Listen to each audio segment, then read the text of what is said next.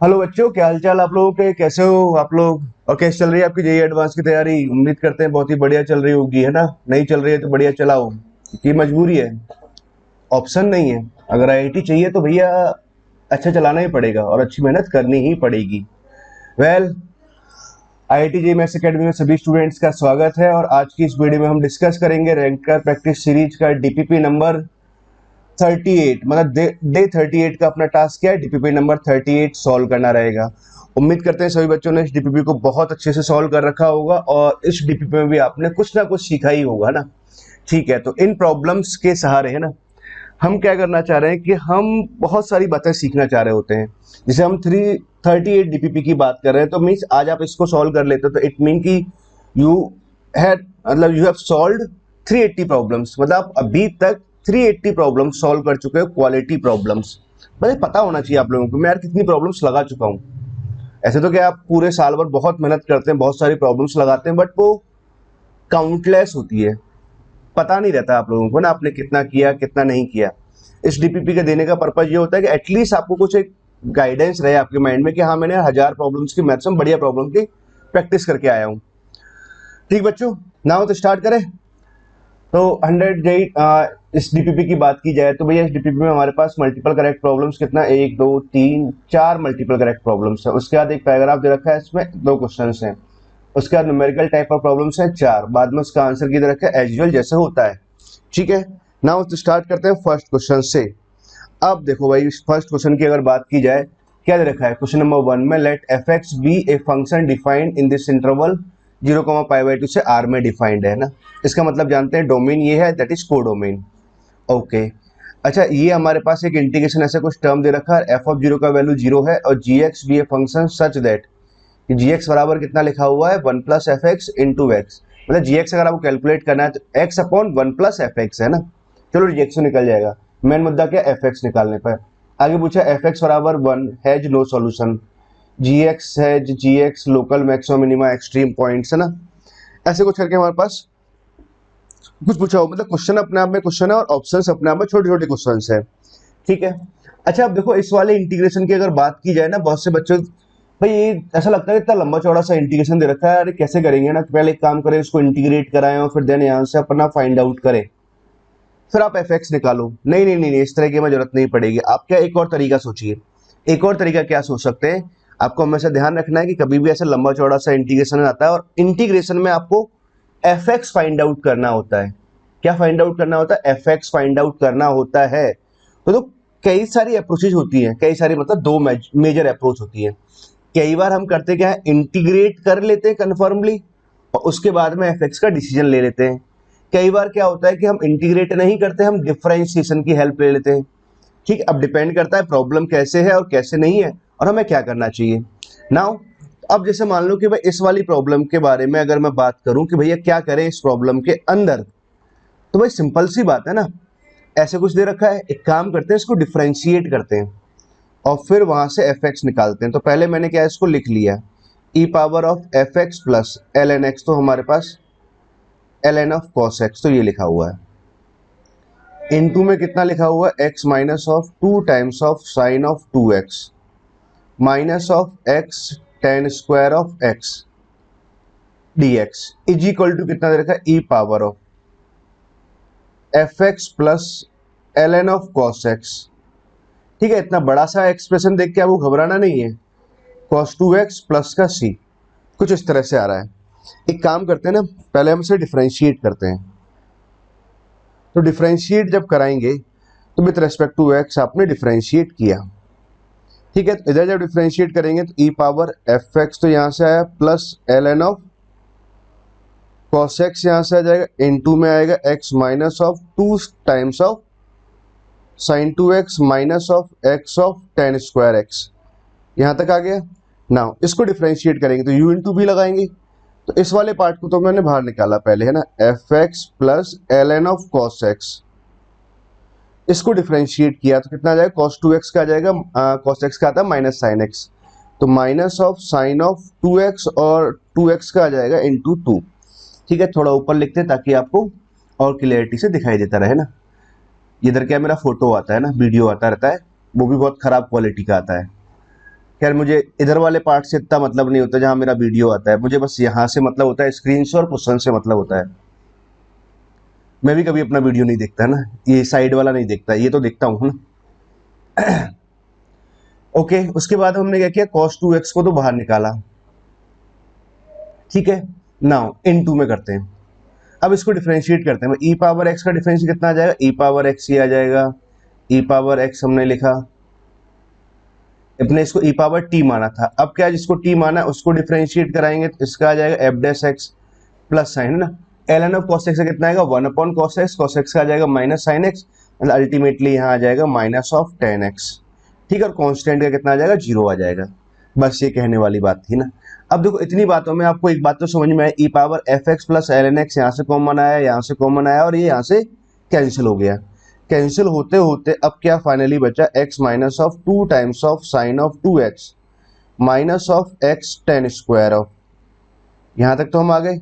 यहाँ पर minus of 2 times of sine 2x तो यहाँ से आ रहा है, प्लस में कितना आया cos ऑफ 2x आ गया, प्लस साइन ऑफ यहाँ से कितना है एफ डैश एक्स आया, और माइनस ऑफ 10x आया, ठीक है।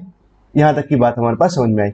अब देखो एक बात और समझ में आती है कि भैया minus of 2 times of sine 2x ये कैंसिल हो गया, ठीक बात है। cos 2x को मैं इस साइड ले आता हूँ, ठीक है। इस साइड जब अपना लेके आए तो भैया x तो यहाँ से तो कॉमन आ रहा है, तो ये तो 1 minus of tan square of x आ गया, ठीक है। अच्छा एक और चीज गड़बड़ थोड़ी सी यहाँ कर रहे हैं अपने लिखते टाइम, आप लोग तो समझ गए होंगे ना, आप लोग हो तेज बच्चे है ना। यहाँ तो प्लस आना है और यहाँ पर इनटू में ये आएगा टर्म, क्योंकि ये cos 2x इनटू में ऐसे लिखा हुआ ना। वेरी गुड, बहुत ही होशियार बच्चे हैं आप लोग ना। अब अपने ये cos 2x का लगा दिया इधर डिवाइड, बिल्कुल डिवाइड लगा देना चाहिए, और 10x को मैं भेज देता हूँ इधर साइड, तो ये आ गया अपना प्लस का 10x, और यहाँ आ गया एफ डैश एक्स आया, ठीक है। ओके, cos 2x आ रहा है, ऊपर 1 माइनस टेन स्क्वायर एक्स आ रहा है, तो एक काम करते हैं cos 2x को in terms of 10 he open करते हैं। तो ये क्या फॉर्मूला होता है, 1 minus of tan square x upon में आता है 1 प्लस टेन स्क्वायर एक्स। इससे तो ये कट गया, ये कट गया तो x ऊपर तो चला जाएगा 1 प्लस टेन स्क्वायर एक्स, और प्लस का यहाँ कितना आ जाएगा 10x आ गया, और यहाँ कितना आ गया एफ डैश एक्स आया। अच्छा तो फिर क्या कर सकते हैं भैया, यहाँ पर ये बन जाएगा एक्स सेक स्क्वायर एक्स, तो यहाँ से आया प्लस का 10x ये आ रहा है, और ये आया हमारे पास एफ डैश एक्स आया। अब क्या करना चाहिए भाई, एफ एक्स निकालना है, अपना मेन पर्पस तो एफ एक्स है, तो एक बार फिर से इंटीग्रेट कर देते हैं। अब इसको इंटीग्रेट किया और विद रिस्पेक्ट टू एक्स ही कर रहे हैं ना, तो आप लोगों को मालूम ही है, तो X sec square X plus का 10x तो हमने यहाँ लिखा, और dx, और दैट इज इसका इंटीग्रेशन कितना आ जाए एफ एक्स, और एक इंटीग्रेशन कांस्टेंट c लगा देते हैं, ठीक है। उसके बाद देखो अब क्या करते हैं, यहाँ पर बड़ा ध्यान देना है आपको, बहुत छोटा सा है, तो फिर आप डायरेक्टली एक्स टेन एक्स लिख सकते हैं ना। इसको माना फर्स्ट, इसको माना सेकंड, तो फर्स्ट को निकाला आपने बाहर, सेक स्क्वायर एक्स का आ जाएगा 10x, फिर माइनस साइन जिसको बाहर निकाला उसका डिफरेंशिएशन जो इंटीग्रेशन अंदर आया उसको यहाँ चिपकाया हमने, और प्लस का 10x। dx देखो मैं नहीं लिख रहा हूँ ना, पर आप मान लिया करो कि dx लिखा हुआ रहता है ना, इससे कट गया, और यहाँ पर आ गया एफ एक्स प्लस सी आ रहा है। चलो ठीक है बात है ना। अब एक और बात समझते हैं कि भाई x इक्वल टू 0 पे वैल्यू कितना दे रखा है, 0 दे रखा है, सही है ना, ठीक है। तो c का वैल्यू और निकाल लेते हैं, तो c का वैल्यू जब आप निकालेंगे, x का वैल्यू 0 पुट किया तो भैया f ऑफ 0 बना, f ऑफ 0 का वैल्यू कितना आया, 0 आया, प्लस का c, और यहाँ भी 0 हो गया, मतलब c का वैल्यू 0 आया। अल्टीमेट अगर बात अगर देखी जाए तो भैया एफ एक्स का वैल्यू कितना है, एक्स टेन एक्स आया, ठीक है। ये लंबा चौड़ा सा जो इंटीग्रेशन लिखा हुआ था भाई फाइनली सिंप्लीफाई होकर के एफ एक्स इसने क्या बताया, एक्स इंटू टेन एक्स आ रहा है। तो मैंने वो क्या बताया था कि सवाल अपने आप में एक सवाल है, ठीक है, ऑप्शंस अपने आप में छोटे छोटे सवाल हैं। नाउ अब आते हैं ऑप्शंस पर, है ना। तो पहला वाला ऑप्शंस अगर अपना सॉल्व करना स्टार्ट किया जाए, तो पहला बात तो क्या बोला है कि F X equal to 1, F X आया कितना, X tan X equal to 1 है।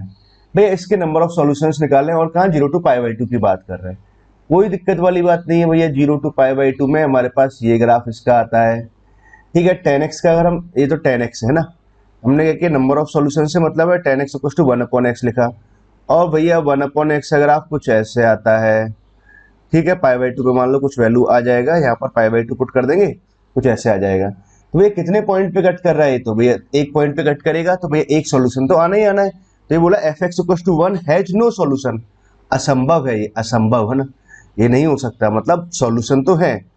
पूछने का सही पूछना चाह रहा है ना, हाँ, तो ये अपना ऑप्शन नहीं होगा, ठीक है ना। ओके, यहाँ तक की बात समझ में आ गई आप लोगों को? आगे क्या पूछना चाह रहा है? फर्स्ट ऑप्शन तो अपना क्लियर हुआ ना बच्चों। अब सेकंड ऑप्शन की तरफ चलते हैं, बहुत ध्यान से पढ़ो, gx।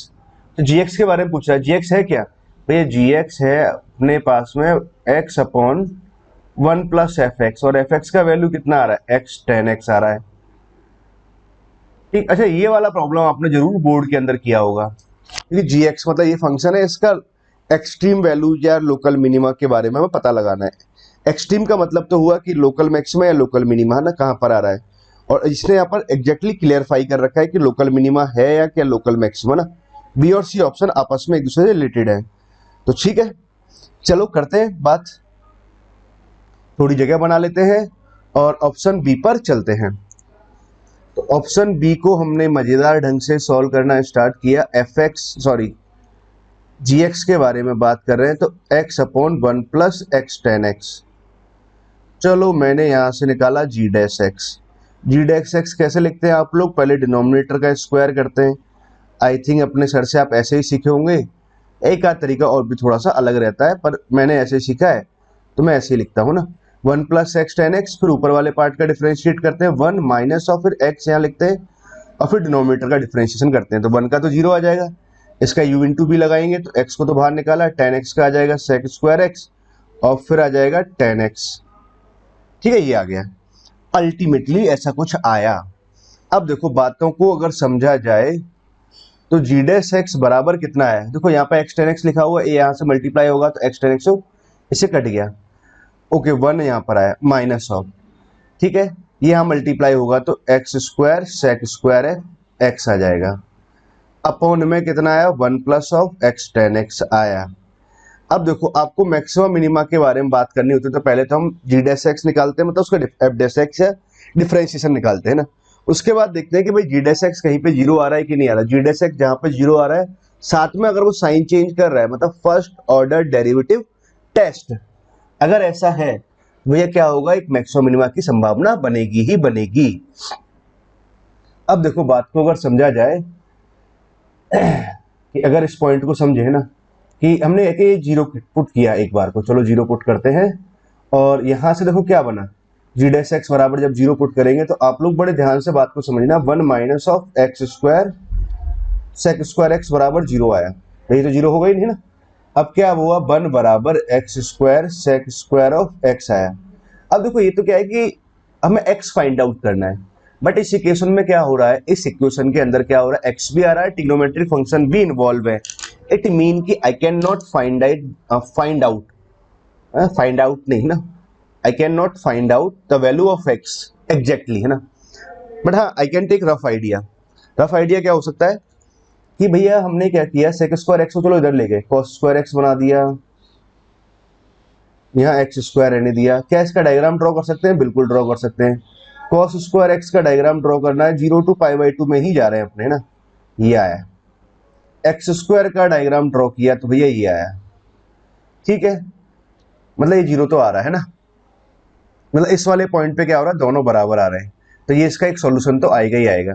अच्छा, इस इक्वेशन में एक काम करता हूँ, बराबर 0 करके तो चलो आपने ये निकाल दिया था, अभी थोड़ी देर के लिए यहाँ से हटाते हैं, मैं यहाँ लिख देता हूँ g'(x) अगर बराबर 0 किया तो आपने ये सॉल्यूशन लिखने की कोशिश करी है ना। यहाँ से sec² x को तो नीचे ले जाता हूँ ना, ऐसे sec को मैं 1 cos x लिख देता हूँ। आई can right cos² x minus of x² upon में क्या लिखेंगे, cos² x, और ये इसका होल स्क्वायर लिखा हुआ है। अब देखो cos तो खैर 0 होगा नहीं, 0 to π/2 में नहीं, ये स्क्वायरिंग है, तो यहाँ साइन चेंज होना है, मतलब x अल्फा पे 0 हो रहा है। अगर अल्फा पे 0 हो रहा है तो अब बात समझे, तो भाई अल्फा से पहले जाए, भाई f'(x) का मैं साइन डायग्राम बना रहा हूँ, अल्फा से पहले गए, तो अल्फा से अगर पहले गए तो cos² x ऊपर आ रहा है और ये नीचे आ रहा है, तो मतलब ये cos का वैल्यू बड़ा आ रहा है और ये छोटा आ रहा है, तो मतलब ये कैसा आएगा, डिफरेंस पॉजिटिव आएगा। अल्फा के बाद गए तो भैया ये बड़ा वैल्यू आया एक्स स्क्वायर वाला, और ये वैल्यू छोटा आया, छोटे में से बड़ा सब्ट्रैक्ट कराएंगे तो नेगेटिव आ रहा है। मतलब फंक्शन पहले इंक्रीज कर रहा है और फिर डिक्रीज कर रहा है। मतलब क्या हुआ है भैया, मैक्सिमा बन रहा है। आपको मेरी बात समझ में आई? तो it has one extreme point, है ना, एक्सट्रीम पॉइंट तो आ ही रहा है, और उस पॉइंट पर क्या आ रहा है, मैक्सिमा आ रहा है ना, सॉल्व करने के दौरान। कहीं कोई गड़बड़ तो नहीं है ना? बिल्कुल भी नहीं है, है ना। cos स्क्वायर एक्स का डायग्राम भी ऐसे ही बनना है। ओके, तो gx has one local extreme point in 0 to π/2, बिल्कुल सही बात है। मतलब बी को तो मैं एकदम सही बोलूंगा, ठीक है। सी की अगर बात करें तो gx has extreme one local minimum, नहीं मिनिमम नहीं आ रहा, लोकल मैक्सिमम आ रहा है, ठीक है। अपना तो यार अपने अकॉर्डिंग तो अभी क्या हुआ, सी का आंसर गलत है, ठीक है। ओके, आई होप हम यहाँ तक तो आपको सारी बात समझ में आ गई होंगी ना। अब बात करते हैं हम ऑप्शन डी की, है ना। ऑप्शन डी को भी बहुत ध्यान समझना है, ये भी बहुत ही प्यारा है, बहुत बच्चों से सॉल्व नहीं होता है, दिक्कत करते हैं। और ऐसी प्रॉब्लम मैं आपको कई सारी प्रॉब्लम्स करवा चुका हूँ ना अभी तक। अब आपको देखो इस प्रॉब्लम को सॉल्व करना है, तो ये आपके लिए बिल्कुल भी कोई भी डिफिकल्ट टास्क नहीं होना चाहिए। अकॉर्डिंग मी होता है तो अभी आप फिर से सीख लेना एक बार, फिर दिक्कत जाती है 2-3 बार पढ़ो। देखो क्या दे रखा है, एच एक्स बराबर एफ इनवर्स एक्स है ना, ये इसका इनवर्स बता रखा है उसने। अब क्या पूछा, इनवर्स मतलब एच एक्स का डिफरेंशिएशन पूछा एट एक्स इक्वल टू π/4 पर। मतलब अल्टीमेटली आपको क्या निकालना है, या तो एच डैश एक्स आया, और एच डैश एक्स में एक्स बराबर π/4 पुट कर दिया, तो मतलब एच डैश ऑफ π/4 आपको फाइंड आउट करना है। अल्टीमेटली बात तो ये है। चलो ओके, अब पॉइंट समझते हैं ना। तो देखो समझो, यहाँ से एच डैश ऑफ π/4 निकालना है, तो यहीं से आप स्टार्ट करो प्रॉब्लम को, कि यहाँ से भैया एच एक्स इक्वल टू कितना गिवन है, एफ इनवर्स एक्स, ठीक है। नाउ ये इसका इनवर्स है, तो I can right F of H x बराबर एक्स, ये लिख सकते हैं, ठीक है। इसको डिफरेंशिएट किया, F dash of H x, तो यहाँ से इनटू में कितना आ जाएगा, एच डैश ऑफ एक्स आ जाएगा, इक्वल टू 1 आया। नाउ यहाँ से मैं एच डैश एक्स निकालूं, तो भैया ये कितना आ जाएगा, 1 upon of F dash of H X आ जाएगा। अच्छा, आप लोग एक बात तो सीख ही गए कि आपको फाइंड आउट क्या करना है, एच डैश ऑफ π/4 निकालना है। एक्स की जगह आपने π/4 पुट कर दिया, तो 1 upon of F dash of H of π/4 निकालना है। अब देखो बच्चों को यहाँ से आगे दिक्कत जाती है, यहाँ तक का प्रोसीजर बहुत सेम रहता है। अब जिनको आगे दिक्कत जाती है ना, वो तरीका समझ ले, एक ही बार में सीख जाएंगे, कहीं भी कोई लफड़ा नहीं होता। देखो बहुत आसान रहता है, ऐसे एक चित्र बनाया करो, जैसे मैं चित्र बना रहा हूँ यहाँ पर, है ना। यहाँ से यहाँ लिखो ये एफ एक्स है, ठीक है, और यहाँ से यहाँ लिखेंगे तो भैया ये इसका इनवर्स है, इसी को तो क्या बोला, एच एक्स, और ये एफ इनवर्स एक्स, ठीक है ना। अब देखो question is that you have to find the value of H of π/4, मतलब यहाँ पर π/4 आपको रखना पड़ेगा। एच में अगर π/4 रखेंगे तो यहाँ क्या आएगा। अब आप इसे एफ के हिसाब से देखो, भाई एफ में क्या रखें कि यहाँ आउटपुट π/4 आ जाए, और एफ एक्स है क्या आपके पास में, x इंटू 10x है, तो भैया क्या रखूं इसमें, आउटपुट π/4 आ जाए, तो x की वैल्यू π/4 रख दो। π/4 रखने पर यहाँ क्या बनेगा, π/4 और 10 π/4 1 बन जाएगा, मतलब π/4 वैल्यू आउटपुट कितना आएगा, π/4 ही आएगा।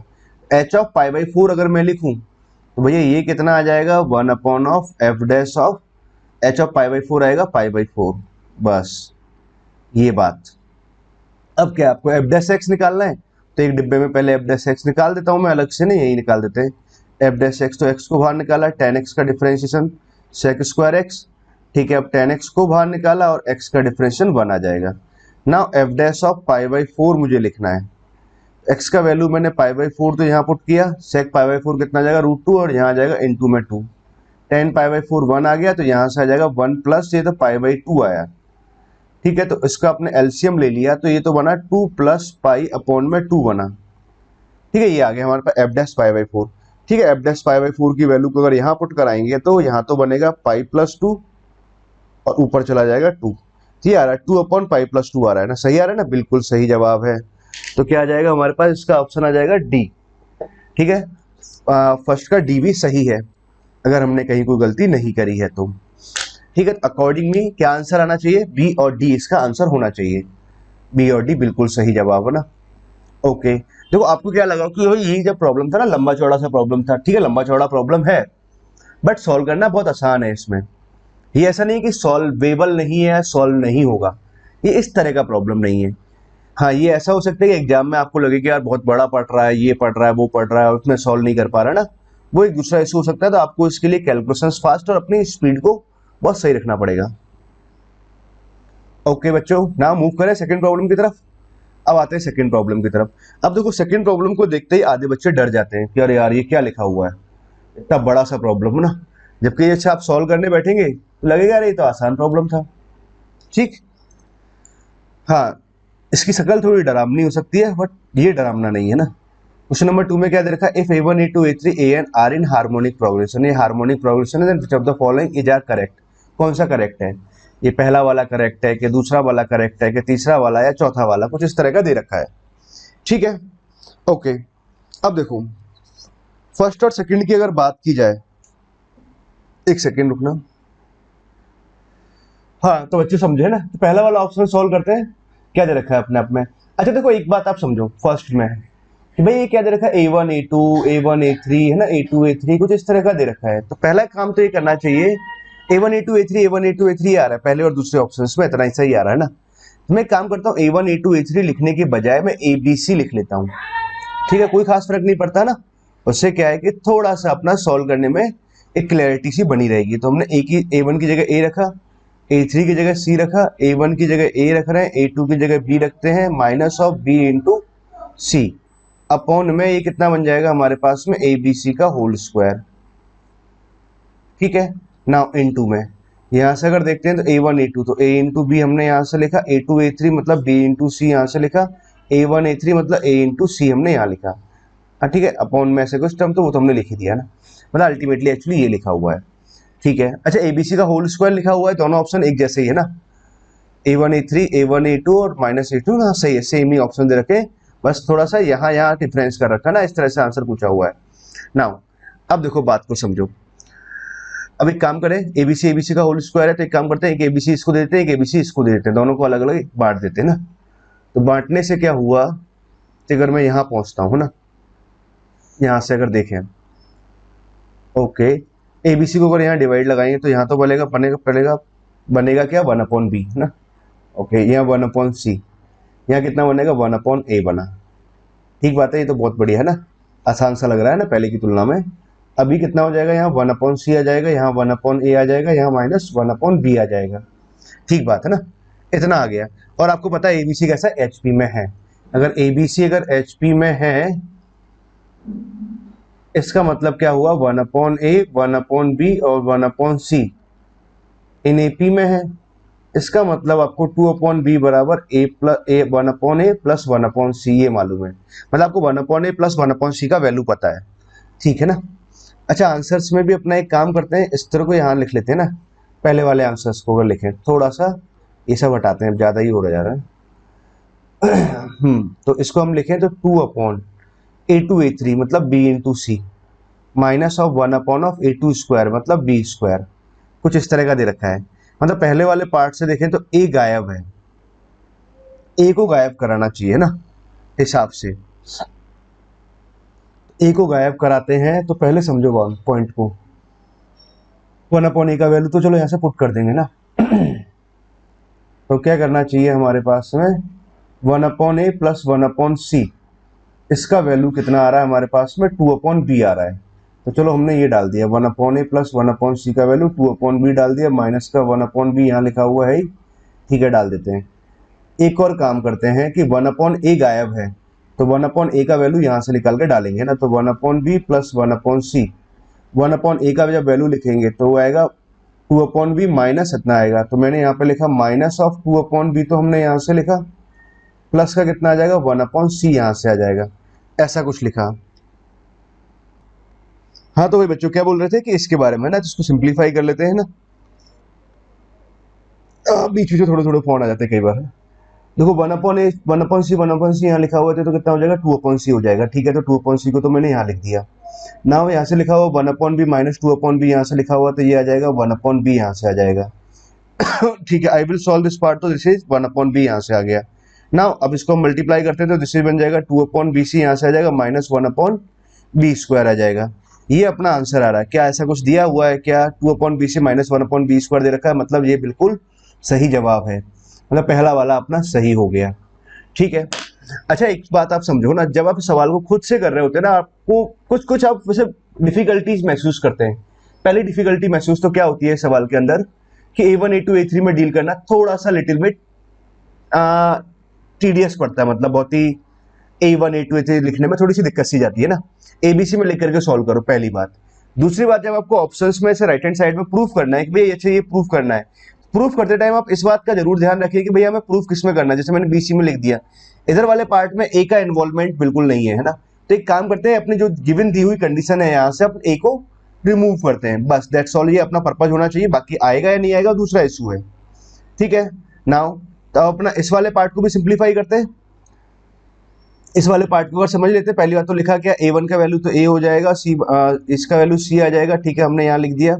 उसके बाद में 3 टाइम्स ऑफ A हमने यहाँ से लिखा, माइनस ऑफ C यहाँ से लिखा, अपॉन में हमने यहाँ से लिखा 4 times of A² into C²।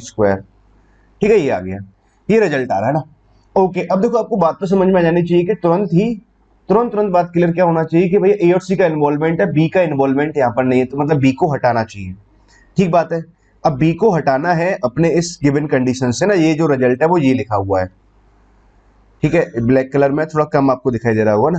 अच्छा एक काम करते हैं, A और C दोनों साइड से अलग अलग है, डिवाइड भी लगा देते हैं। 4 का इन्वॉल्वमेंट तो कम ही रहने देते हैं, तो यहाँ तो आ जाएगा 1/C आ जाएगा, यहाँ से आ जाएगा 1/A आ जाएगा। ठीक है, यहाँ वाले पार्ट को अगर समझे, 3/C यहाँ से बनेगा, यहाँ से आ जाएगा 1/A यहाँ से बनेगा। ठीक है, बात बहुत बढ़िया है ना। यहाँ पर 4 लिख दिया। एक काम और कर सकते हैं ना, इतना आ गया ना, तो यहां तक की बातें हमारे पास में गजब की बातें रही ना। अब देखो पॉइंट आप यहीं से समझते हैं, इसी वाले बात को यहीं से सॉल्व करते हैं ना। ये हमारे पास दे रखा है, दिस इज एक्सप्रेशन, ये दे रखा है। सॉल्व करने पे इतना कुछ ऐसा आना चाहिए। इतना बात तो क्लियर हो गई कि आंसर में बी नहीं चाहिए मुझे, है ना, तो बी को हटाते हैं, तो 2/B का वैल्यू है ना, या 2/B, या एक काम करते हैं 1/B का वैल्यू कैलकुलेट कर देते हैं। तो 1/B का वैल्यू यहाँ पुट करते हैं, तो 1/B का जब वैल्यू आप पुट कराएंगे तो कैसे पुट कराएंगे बच्चों, इस बात का बड़ा ध्यान रखना है आपको। कैलकुलेशंस को बहुत अच्छे से ध्यान रखना होता है, क्योंकि एग्जाम में कई बार ये बहुत गलत करवाता है हमसे ना। तो हमने यहाँ पे 1/B का वैल्यू पुट कर दिया, 1/2 इंटू 1/A प्लस 1/C यहाँ पुट कर दिया। आखिरकार हमने यहाँ लिखा 1/C, मैंने यहाँ लिखा। ठीक है, और माइनस का कितना आ जाएगा, 1/A हमने यहाँ लिखा। ठीक है ना। ओके, यहाँ तक की बात तो क्लियर हुई। नाउ आगे की बात अगर समझे तो 1/B का वैल्यू है ना चलो ठीक है, पहले 1/C प्लस 1/A का वैल्यू ही डाल देता हूँ, यहाँ पर 2/B डाल दिया। ठीक है, थोड़ा सा सिंप्लीफाई हो जाएगा, 2/B यहाँ डाल दिया, बाद में फिर इसको सिंप्लीफाई किया तो 1/B आ गया। 1/B का वैल्यू कितना आ जाएगा हमारे पास में, 1/2 यहाँ से आया, और ये आ जाएगा 1/A प्लस का 1/C आया। तो देखो हमें अपने आंसर्स में कुछ इस तरह का टर्म तो चाहिए था, 1/A प्लस 1/C, ऐसा कुछ टर्म आ गया। 1/2 कितना आ गया, सॉरी ये तो 1/2 भी बाहर आएगा ना, अभी तो ये एलसीएम लेना बाकी है। अब देखो इसको सिंप्लीफाई करते हैं ना तो यहाँ से तो आया 1/2A, यहाँ से आया, और 1/A यहाँ पर लिखा हुआ है, तो I will write this part. क्या करेंगे, 2 से ऊपर नीचे मल्टीप्लाई डिवाइड कर देते, तो बेस तो सेम है, तो 1 माइनस ऑफ 2 जब यहाँ कराएंगे तो ये आ जाएगा माइनस का 1/2A। मैं इसे यहाँ लिखता हूँ, प्लीज आप यही बात मेरे को समझना। तो मैंने लिखा माइनस का 1/2A, मैंने यहाँ लिखा। ठीक है, प्लीज बात को बहुत अच्छे से ध्यान देना ना। यहाँ पे उसका देखो, यहाँ पे क्या लिखा हुआ, 1/2C यहाँ लिखा हुआ, 1/C यहाँ लिखा हुआ, तो एक काम करते हैं 2 से ऊपर नीचे मल्टीप्लाई डिवाइड कर दे, तो ये बन जाएगा 3/2C यहाँ बन गया। ठीक है, आई होप आप मेरी बात को समझ गए होंगे। 1/2 तो मैंने यहाँ लिख दिया, और ये आ जाएगा 1/A प्लस 1/C। ठीक है, अब यहाँ से देखो 2 कॉमन आ जाएगा, तो यहाँ तो 1/4 बन जाएगा, तो इस तरह का टर्म भी बन गया ये वाला टर्म भी आ गया, 3/C माइनस 1/A भी आ गया, मतलब ये पूरा मैच हो रहा है। इट मीन कि अपना ऑप्शन भी कैसा है, करेक्ट है ना। ठीक, मतलब हर ऑप्शन अपने आप में एक सवाल की तरह है ना, इस बात को आपको बहुत ही ध्यान रखना है। ओके, देखो इन सब बातों में आपको एक बात समझना चाहिए कि भाई ऑप्शन ए और ऑप्शन बी को लेकर के अगर मैं बात करता हूँ, ये बहुत आसान सवाल था ना, बहुत ही आसान। ठीक है, सॉल्व करते टाइम है ना, इसमें कहीं भी बहुत ज्यादा, मतलब अगर मैं बात करूँ ऑप्शन ए और बी को दोनों को मिलाकर के, और टाइम टेकिंग की बात की जाए, एक्सप्लेन करने में जो टाइम लग रहा है वो दूसरा इशू होता है, बट खुद से अगर सॉल्व करना है, हार्डली 2 मिनट से ज़्यादा का टाइम नहीं लगना चाहिए इसके अंदर, 2 मिनट भी बहुत होता है ना। नाउ अब इसके बाद बात करते हैं अपना इसके बारे में। उसने पूछा है ऑप्शन सी के बारे में बात करते हैं कि बीटा के हमारे पास ये दे रखा है, दिस इज द बीटा के, और के का वैल्यू इतना दे रखा है। आगे पूछना चाह रहा है बीटा 1 बीटा 2 बीटा 3 किस में है, हार्मोनिक प्रोग्रेशन में है या नहीं, है ना, इतना बात वो पूछना चाह रहा है ना। चलो ठीक है, इस बात को भी समझते हैं। अब देखो पहले बात समझते हैं तो पहले थोड़ी जगह भी बना लेते हैं, इन सभी पोर्शंस को हटा देते हैं ना। अब पहले तो बीटा के लिखा क्या है, पहले इस बात को समझो कि बीटा के की अगर मैं बात की जाए कि बीटा के व्हाट इज बीटा के, बीटा के गिवन है आपको ए के, अपॉन में दे रखा है समेशन ऑफ ए के, ठीक है, के का वैल्यू 1 से लेकर के n तक गया, और फिर माइनस ऑफ ए के यहां लिखा हुआ है। अच्छा बात को बड़े ध्यान से समझिए आप लोग, ठीक है ना, इस तरह का टर्म मुझे चाहिए ना। तो मुझे देखो एक बात मुझे पता है, क्या मालूम है कि A1 A2 A3 सब कैसे HP में है, यहां तक की बात तो मुझे क्लियर है कि A1 A2 A3 dot dot AN in HP, यहां तक की बात सही है। अच्छा अगर मैं इसका रेसिप्रोकल लेता हूं 1/A 1/A1 ये सब जो भी लिखा है ना A1 A3 जो भी है 1/AN, ये सब कैसा आएगा AP में आएगा, यहां तक की बात भी ठीक है। ठीक है, अब देखो प्रॉब्लम इज दैट आपको बीटा के निकालना है। बीटा के हमारे पास कुछ इस तरह का टर्म है ना, थोड़ा बहुत, चलो मैं इसको और सिंप्लीफाई करें ना, अभी समझेंगे ना, बात को समझाते हैं। अच्छा एक पॉइंट आप समझो, इस वाले पार्ट में अगर मान लो कि मैं समेशन ऑफ ए के से मल्टीप्लाई कर दूं, मतलब ये ए के और वे के 1 से लेके एन तक है, मतलब मैंने क्या किया इसको A1 plus A2 plus up to AN तक के मल्टीप्लाई कर दिया। एपी में आपको पता है किसी भी नंबर से मल्टीप्लाई कराएं, डिवाइड कराएं, जोड़ें या घटाएं, अल्टीमेटली क्या बनता है, जो सीक्वेंस होता है वो एपी ही बनता है। तो चलो मैंने क्या किया, इससे मल्टीप्लाई कर दिया ना। मेरी बात को बड़ा बहुत ध्यान समझते चलना आप लोग। तो इसको मैंने लिखा समेशन ऑफ ए के लिखा, ताकि इस जैसा टर्म बनता रहे ना। ठीक है, 1/A2 हमारे पास में यहाँ आ जाएगा समेशन ऑफ ए के, ठीक है ना, और समेशन ऑफ ए के अपॉन में A3 dot dot summation of A के अपॉन में AN, ये कितना आ जाएगा इन AP, ये AP में रहेगा, कहने वाली बात है ना। ठीक है, अब देखो अब बीटा 1 लिखे हैं तो कितना आ रहा है A1 upon this summation minus A1 आ रहा है। तो एक काम करें ना, आपको पता है अगर ये AP है तो अगर मैं इसको सब्ट्रैक्ट कर दूं तो अल्टीमेटली भैया ये भी क्या बनेगा, AP ही बनेगा। सब्ट्रैक्ट करने से मतलब सब्ट्रैक्ट मैंने यहाँ किया है, समझ रहे, एलसीएम लूंगा मैं सब्ट्रैक्ट करने के बाद में ना यहाँ पर। अच्छा जब आप एलसीएम लेंगे तो समेशन ऑफ ए के माइनस A1, ठीक है, अपॉन में A1, ऐसा कुछ आ रहा है।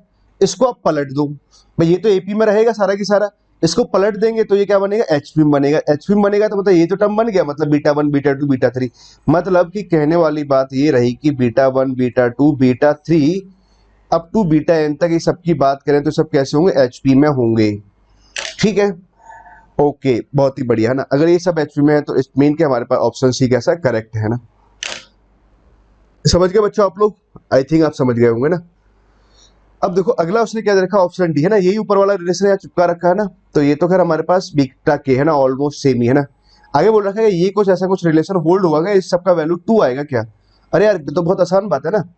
बहुत आसान बात कैसे है, देखो क्या कर सकते हैं हम लोग कि इतना तो मुझे पता है कि बीटा 1 बीटा 2 बीटा 3 की अगर बात करें सब कैसे आएंगे, एचपी में आएंगे। तो मैंने क्या किया, K1 K-1 K और K+1 चाहिए है ना, मतलब K+1 भी आ रहा है इसके अंदर ना, K-1 K और K+1, सही बात है ना। K-1 ले लिया हमने, एक बीटा K ले लिया और एक बीटा K+1 ले लिया, 3 नंबर्स ले लिए। तो भैया कोई भी 3 कॉन्जुगेटिव नंबर्स लेंगे तो वो भी कैसे आएंगे, एचपी में आएंगे। ठीक बात है, अगर 3 नंबर्स अगर एचपी में है तो आप क्या लिखते हो, बीटा के बराबर आप क्या लिखते हैं, 2 टाइम्स ऑफ ए बी, तो ये आ जाएगा 2 times of A C upon A plus C, ऐसा कुछ लिखते हैं ना, बी बराबर है ना। तो वैसा ही कुछ मैं यहाँ पर लिख रहा हूँ, आप लोग बातों को समझने का बहुत प्रयास करें ना। सॉरी, BK-1 और BK+1 और BK-1 और यहाँ आ जाएगा बीटा K+1। ठीक है, इस वाले पार्ट को इधर मल्टीप्लाई कर देते हैं, इसको इधर डिवाइड करते हैं, तो सेम टर्म ये बन रहा है, तो अल्टीमेटली इसका वैल्यू कितना आ जाएगा, 2 आ जाएगा। ठीक है, तो 2 लिखा हुआ, इट मींस हमारे पास ये ऑप्शन भी सही है। मतलब क्या हुआ, काम की बात ये रही कि चारों ही ऑप्शंस कैसे अपने करेक्ट है ना, पहला दूसरा तीसरा चौथा ना। तो क्या दे रखा है सेकंड का आंसर, ABCD ना, चारों ही सही है। क्लियर है ना। तो देखो फर्स्ट एंड सेकंड प्रॉब्लम ना ये देखने में बड़े जरूर आपको डरावने से अजीब से लग सकते हैं, बट ये सॉल्व करने में बिल्कुल भी खतरनाक नहीं है ना। नाउ तो बात करें क्वेश्चन नंबर 3 की, है ना। क्वेश्चन नंबर 3 देखो ये बहुत आसान सा है, छोटा सा प्रॉब्लम है ना, ये टाइम टेकिंग प्रॉब्लम नहीं है। An ellipse is an orthogonal to this hyperbola. ठीक है, इतनी सी लाइन पढ़ने के बाद में आपको तुरंत क्लिक कर जाना चाहिए कि भैया इलिप्स हाइपरबोला पे ऑर्थोगोनल है, मतलब ellipse and hyperbola are orthogonal. मतलब अगर दो कर्व अगर ऑर्थोगोनल होते हैं, मतलब दो कर्व नहीं, इलिप्स एंड हाइपरबोला अगर ऑर्थोगोनल होते हैं, इट मीन कि दे आर कॉनफोकल। तो पहला तो आपको क्या है कि इस लाइन को पढ़ करके ये बात समझ में आनी चाहिए कि दे आर कॉनफोकल। ठीक है, इतनी बात अगर आपको क्लियर है, दे आर कॉनफोकल, वो कैसे कॉनफोकल है। ठीक है, आगे क्या दे रखा है हमारे पास में, the eccentricity of the ellipse, ellipse का जो एसेंट्रिसिटी है is reciprocal of the hyperbola. ठीक है, एलिप्स का जो एसेंट्रिसिटी है वो कैसा आ रहा है, हाइपरबोला के एसेंट्रिसिटी का रेसिप्रोकल आ रहा है। ठीक है, इतनी सी बात रही। देन आपसे पूछा इक्वेशन ऑफ इलिप्स क्या होगा, फोकस ऑफ इलिप्स क्या होगा, ये सब डायरेक्टली मतलब इलिप्स के बारे में जानकारी आपसे पूछ रहा है। ठीक है, अब सवाल तो आपसे सॉल्व हो जाएगा। अच्छा देखो, दे आर कॉनफोकल है ना, जब ऑर्थोगोनल होते हैं, ये बात अपन ऑलरेडी पहले भी डिस्कस कर चुके हैं ना। अच्छा, इस वाले पॉइंट को लेकर के आईआईटी बहुत पहले ही सवाल पूछ चुका है ना, जो आज हम पूछ रहे हैं ना, ये बहुत पहले पूछा जा चुका है, बहुत पहले, है ना। ओके, कभी फिर से सामने टकरा जाए, इसलिए इन सब बातों को ध्यान रखना चाहिए ना। नाउ देखो, एलिप्स हमारे पास, सॉरी, हाइपरबोला बड़ा स्टैंडर्ड दे रखा है। हाइपरबोला बड़ा स्टैंडर्ड क्या दे रखा है, मतलब इसका अगर मैं डायग्राम बनाए, चित्र अगर इसका बनाया जाए तो भैया ये कुछ ऐसे बनेगा।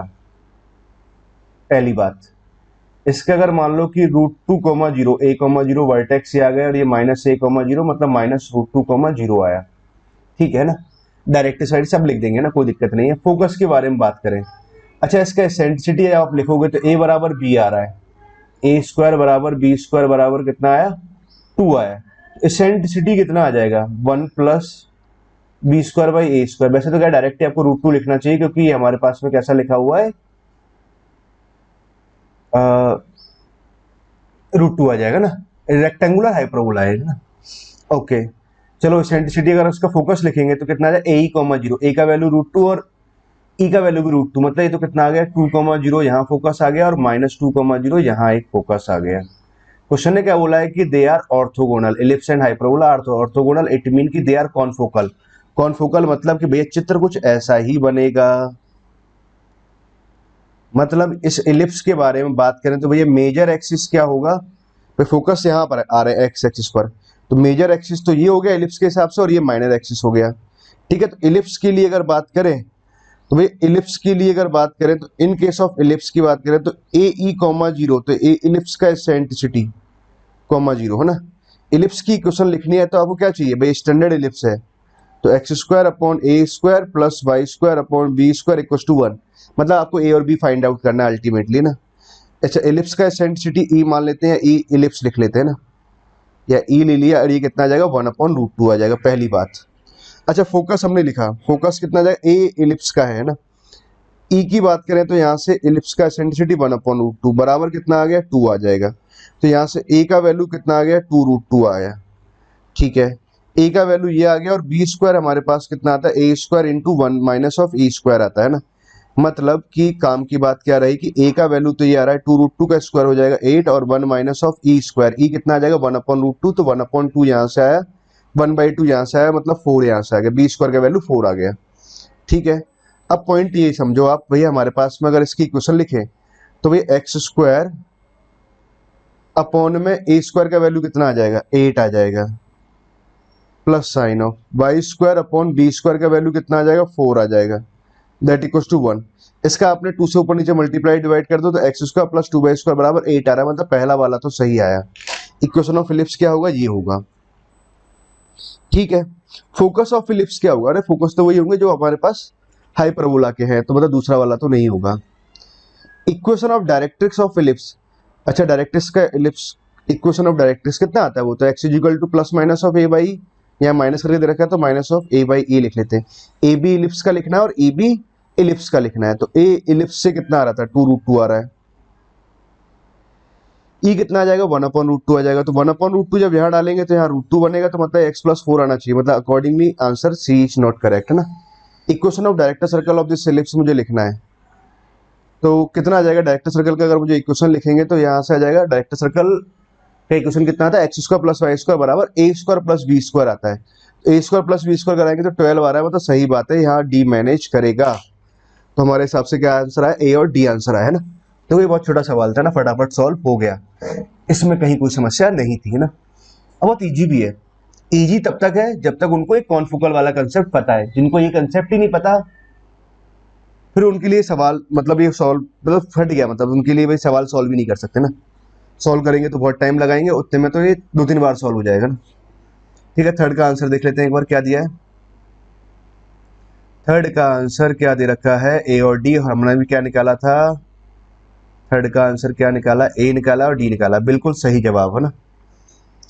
ना तो बच्चों आगे बात करी जाए, क्वेश्चन नंबर 4। ये यार मजेदार क्वेश्चन है ना, ये क्वेश्चन ना बहुत ही सही क्वेश्चन है, आई लाइक दिस क्वेश्चन ना। कारण क्योंकि ये एडवांस में भी आ चुका है, ये मतलब इस जैसा आ चुका है, और ये 2011-12 में आया था ना। अच्छा, अगर जिनको मतलब 2011-12 में जो क्वेश्चन आया था ना, देखो मैं आपको बताता हूँ, जो बच्चे अगर इस वीडियो को देख रहे हैं ना, उनको मैं एक बात बताता हूँ, अगर उन्होंने मान लो सर से सीखा है, बहुत से सर तो क्या है बहुत तरीके से प्रॉब्लम को सर को समझा देते हैं ना, प्रॉब्लम का जो सही तरीका होता है। बहुत से क्या करते हैं, उस प्रॉब्लम में लीपा पोती करके जुगाड़ उगाड़ से उस सवाल को समझाते हैं। आपको वो सवाल जुगाड़ से नहीं समझना है, आपको वो सवाल क्या करना है, एकदम सही तरीका। मैंने आपको ये यूट्यूब पे मैंने डाल रखा है जेई एडवांस PYQ करके, है ना। जेई एडवांस के प्रीवियस ईयर के solutions chapter wise permutation and combinations के, प्लीज आप वहां पे जाके देखना ना, उस सवाल को भी सॉल्व करना। 2011 में आया था आई थिंक, मेरे ख्याल से, ध्यान है जितना मुझे। तो उस सवाल को आप सॉल्व करना, इसको भी सॉल्व करना, है ना, या इससे इसको सॉल्व करने का उसको सॉल्व करना है, उसको सॉल्व करने का इसको सॉल्व करना। ठीक है, आप सवाल को सॉल्व कर पाओगे और आप सही तरीका समझ पाओगे, उसमें कोई जुगाड़ की हमें जरूरत नहीं है, एकदम डेफिनेट तरीका आपको समझ में आएगा ना। ना तो अब देखो इस सवाल के बारे में बात करते हैं, बहुत ही अच्छे ढंग से प्लीज मेरी बातों को समझना ना, बहुत ही ढंग से मेरी बातों को समझना, थोड़ा फोकस करना पड़ता है। क्या देखा, let n digit number is formed using the digits from the set, मतलब 2, 3 और 4 को लेकर के मैंने क्या किया, एन डिजिट नंबर फॉर्म किया। पहली बात तो ये है, एन डिजिट नंबर जैसे मान लो कि एक नंबर 2 ले लिया, 3, 4, 5, है ना, 5 तो नहीं लेंगे, 2, 3, है ना, 3 ऐसे करके ना, such that no 2 conjugated digits are 2, मतलब कोई भी 2 कॉन्जुगेटेड डिजिट ऐसे नहीं होने चाहिए ना, 2 नहीं होने चाहिए। ठीक है, ऐसे करके मान लो एक एन डिजिट नंबर है, आप लोग समझ गए बात को ना। ठीक है, आगे क्या बोला, let a n represent such number which end with 2। ठीक है, अब देखो ये काम की बात है, ए एन क्या है कि वो सारे नंबर्स हैं जो क्या हो रहा है, 2 से एंड हो रहे हैं। ए एन क्या है, वो सारे नंबर्स हैं, वो सारे एन डिजिट नंबर्स हैं, जैसे पहला नंबर 1 हुआ, दूसरा नंबर हुआ, तीसरा नंबर हुआ, चौथा नंबर हुआ, ये सभी 2 से एंड हो रहा है, एन डिजिट नंबर है। वी एन क्या है हमारे पास में, रिप्रेजेंट सच एन नंबर्स, मतलब इन्हीं नंबर वैसे बात कर रहा है, वो सारे नंबर्स हैं जो कैसे हो रहे हैं, 3 पे जाके एंड हो रहे हैं, यहाँ 3 पे जाके एंड हुए। ठीक है, इतना है। और सी एन क्या है हमारे पास में, वो सारे नंबर्स हैं जो एंड कहाँ पर हो रहे हैं, 4 पे जाके एंड हो रहे हैं ना। आप प्लीज मेरी बातों को बहुत ध्यान से समझना कि ये सारे नंबर ये 4 पे जाके एंड हुआ, मतलब एंड डिजिट नंबर है, ये 4 पे जाके एंड हो रहे हैं, ऐसे एंड डिजिट नंबर सारे हैं। और एंड नंबर्स है ना, मतलब बहुत सारे नंबर्स, जितने सारे नंबर्स बने ना। ओके, आगे देखो वो पूछना क्या चाह रहा है, an+2 के बारे में पूछना चाह रहा है, ये कुछ ऐसा होगा कि नहीं होगा, ये रिलेशन होल्ड होगा या नहीं होगा। bn+1 के बारे में पूछना चाह रहा है, ये रिलेशन होल्ड होगा कि नहीं होगा। an+1 के bn+1 के बारे में पूछना चाह रहा है, ये रिलेशन होल्ड होगा कि नहीं होगा। और an के बारे में ये पूछना चाह रहा है। तो बहुत ही गजब का सवाल है, जिसको बहुत परफेक्ट नॉलेज होगी ना, जिस स्टूडेंट को परफेक्ट नॉलेज होगी और जिस टीचर को भी परफेक्ट नॉलेज होगी, वही इस प्रॉब्लम को ढंग से सॉल्व कर सकता है, अदरवाइज तो क्या दिक्कत जाती है ना। अब देखो, आप इसका सवाल का बहुत सही से तरीका समझना, मैं इसको बहुत ढंग से आपको समझाने वाला हूँ।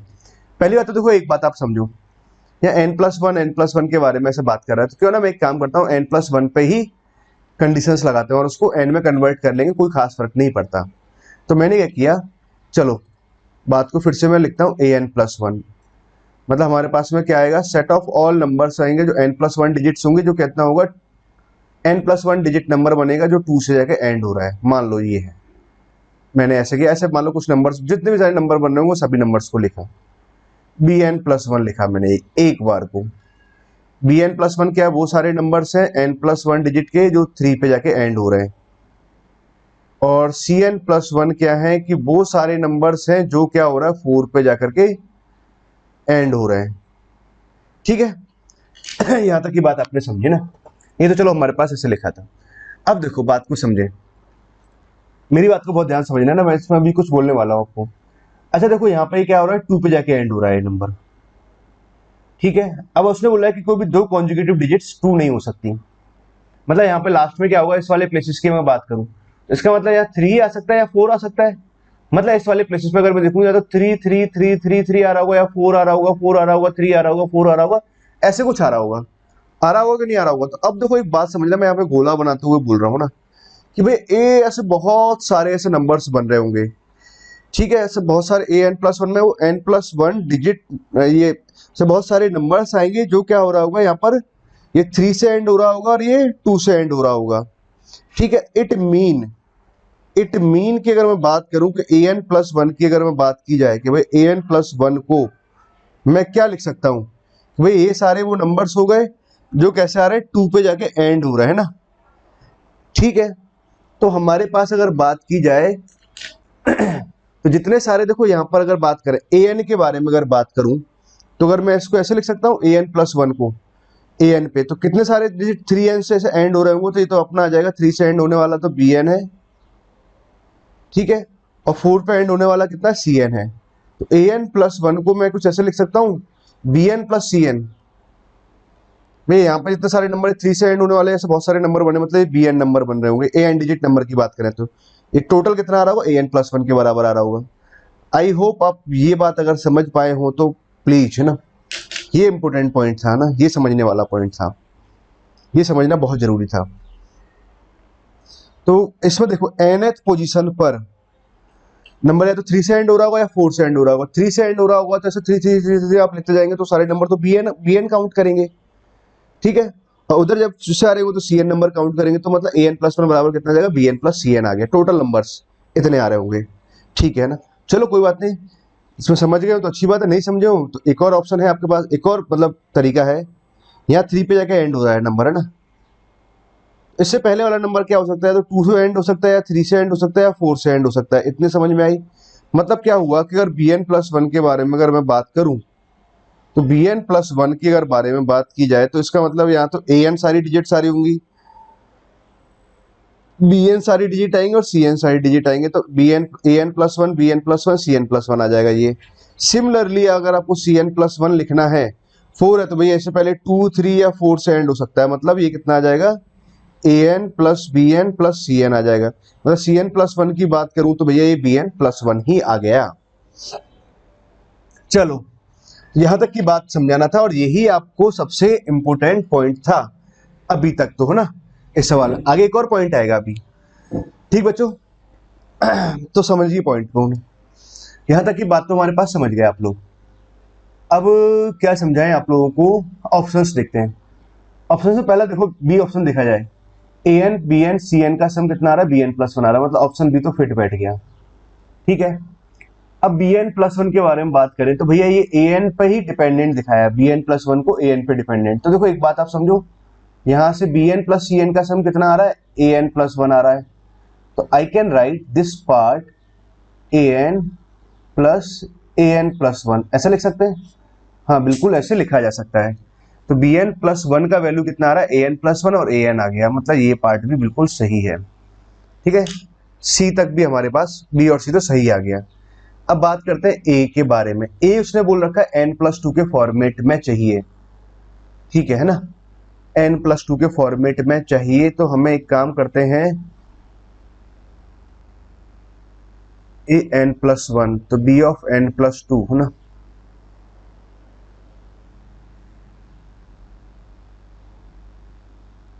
ठीक है ना, तो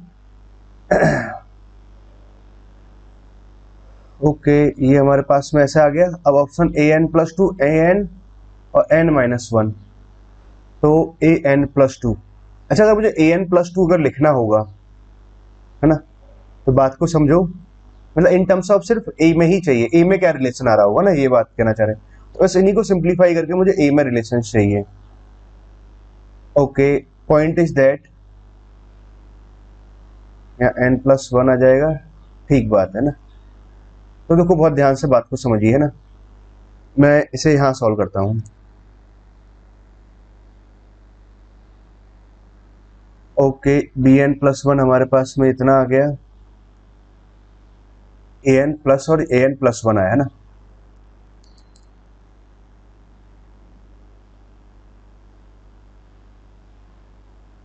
n+1 से अगर रिप्लेस करें तो cn+1।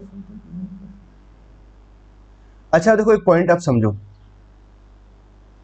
bn+1 और cn+1 कैसा है, बराबर आए। पहली बात तो एक बात तो हमने ये समझ में आया था ना, ये यहाँ से बराबर आए, तो यहाँ से आई विल से कि bn बराबर कितना आ जाएगा, cn आ जाएगा। पहली बात तो ये आया। तो मैं an+1 को मुझे इन टर्म्स ऑफ an लिखना है, तो an+1 मैंने यहाँ लिखा, तो 2 टाइम्स ऑफ bn लिख सकते हैं। सही बात है, कोई दिक्कत वाली बात नहीं है, ठीक है। अब देखो आंसर में अगर हमें चाहिए an+2 चाहिए, तो मैं एक काम करता हूँ, यहाँ पे n को n+1 से रिप्लेस करता हूँ। a ऑफ n+2 इस जैसा कुछ बना ना। अब यहाँ पर समझो 2 टाइम्स ऑफ, ये कितना बन जाएगा हमारे पास, bn+1 बना, ठीक है। यहाँ तक की बात आपको समझ में आई। अच्छा bn+1 की अगर मैं बात करूँ, an+2 हमें चाहिए, तो 2 टाइम्स ऑफ bn को मैं इन टर्म्स ऑफ an ऐसे लिख सकता हूँ। तो इन टर्म्स ऑफ an ये कितना आ गया, bn+1 को आई can right an plus a of n+1 ऐसे लिख सकते हैं, ठीक बात है। तो हमारे पास में ये रिजल्ट आया।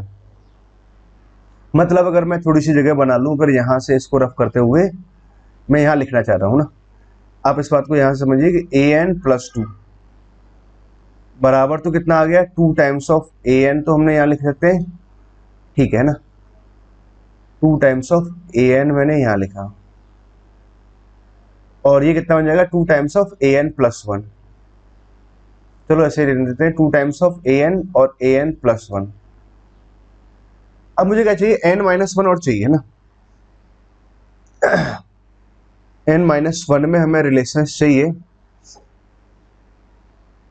तो यहीं से निकाल लेते ना।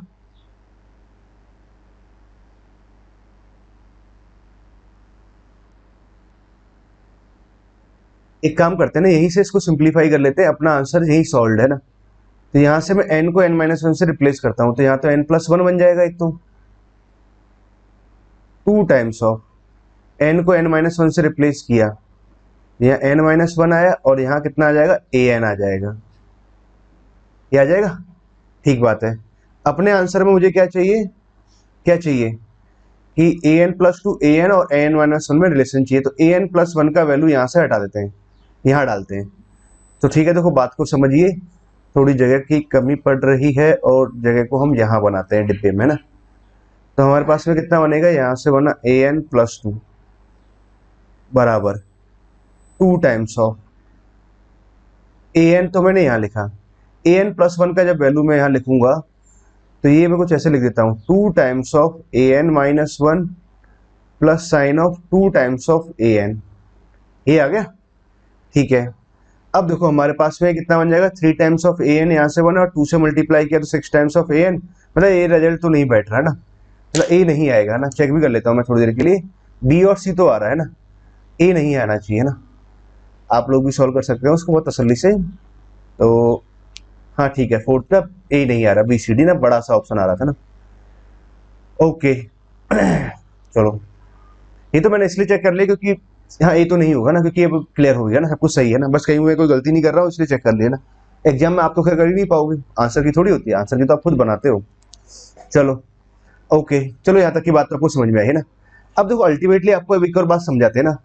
अब आप यहाँ से इस बात को समझना, ये आपके लिए बहुत इंपॉर्टेंट पॉइंट है कि क्या दे रखा है, an+2 बराबर कुछ ऐसे दे रखा है ना, और आपसे पूछा हुआ है कि an ऐसा कुछ होगा क्या।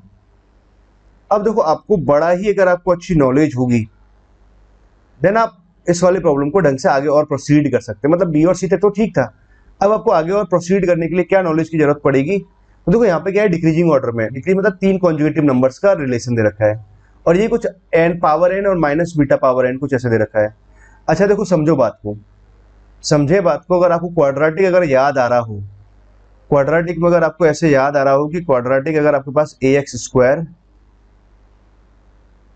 बी एक्स प्लस सी बराबर 0 के रूट अगर अल्फा बीटा है और आपको एस एन बराबर alpha power n plus beta power n या फिर alpha power n minus beta power n या फिर P into alpha power n और Q into beta power n, ऐसा कुछ दे रखा है एस एन।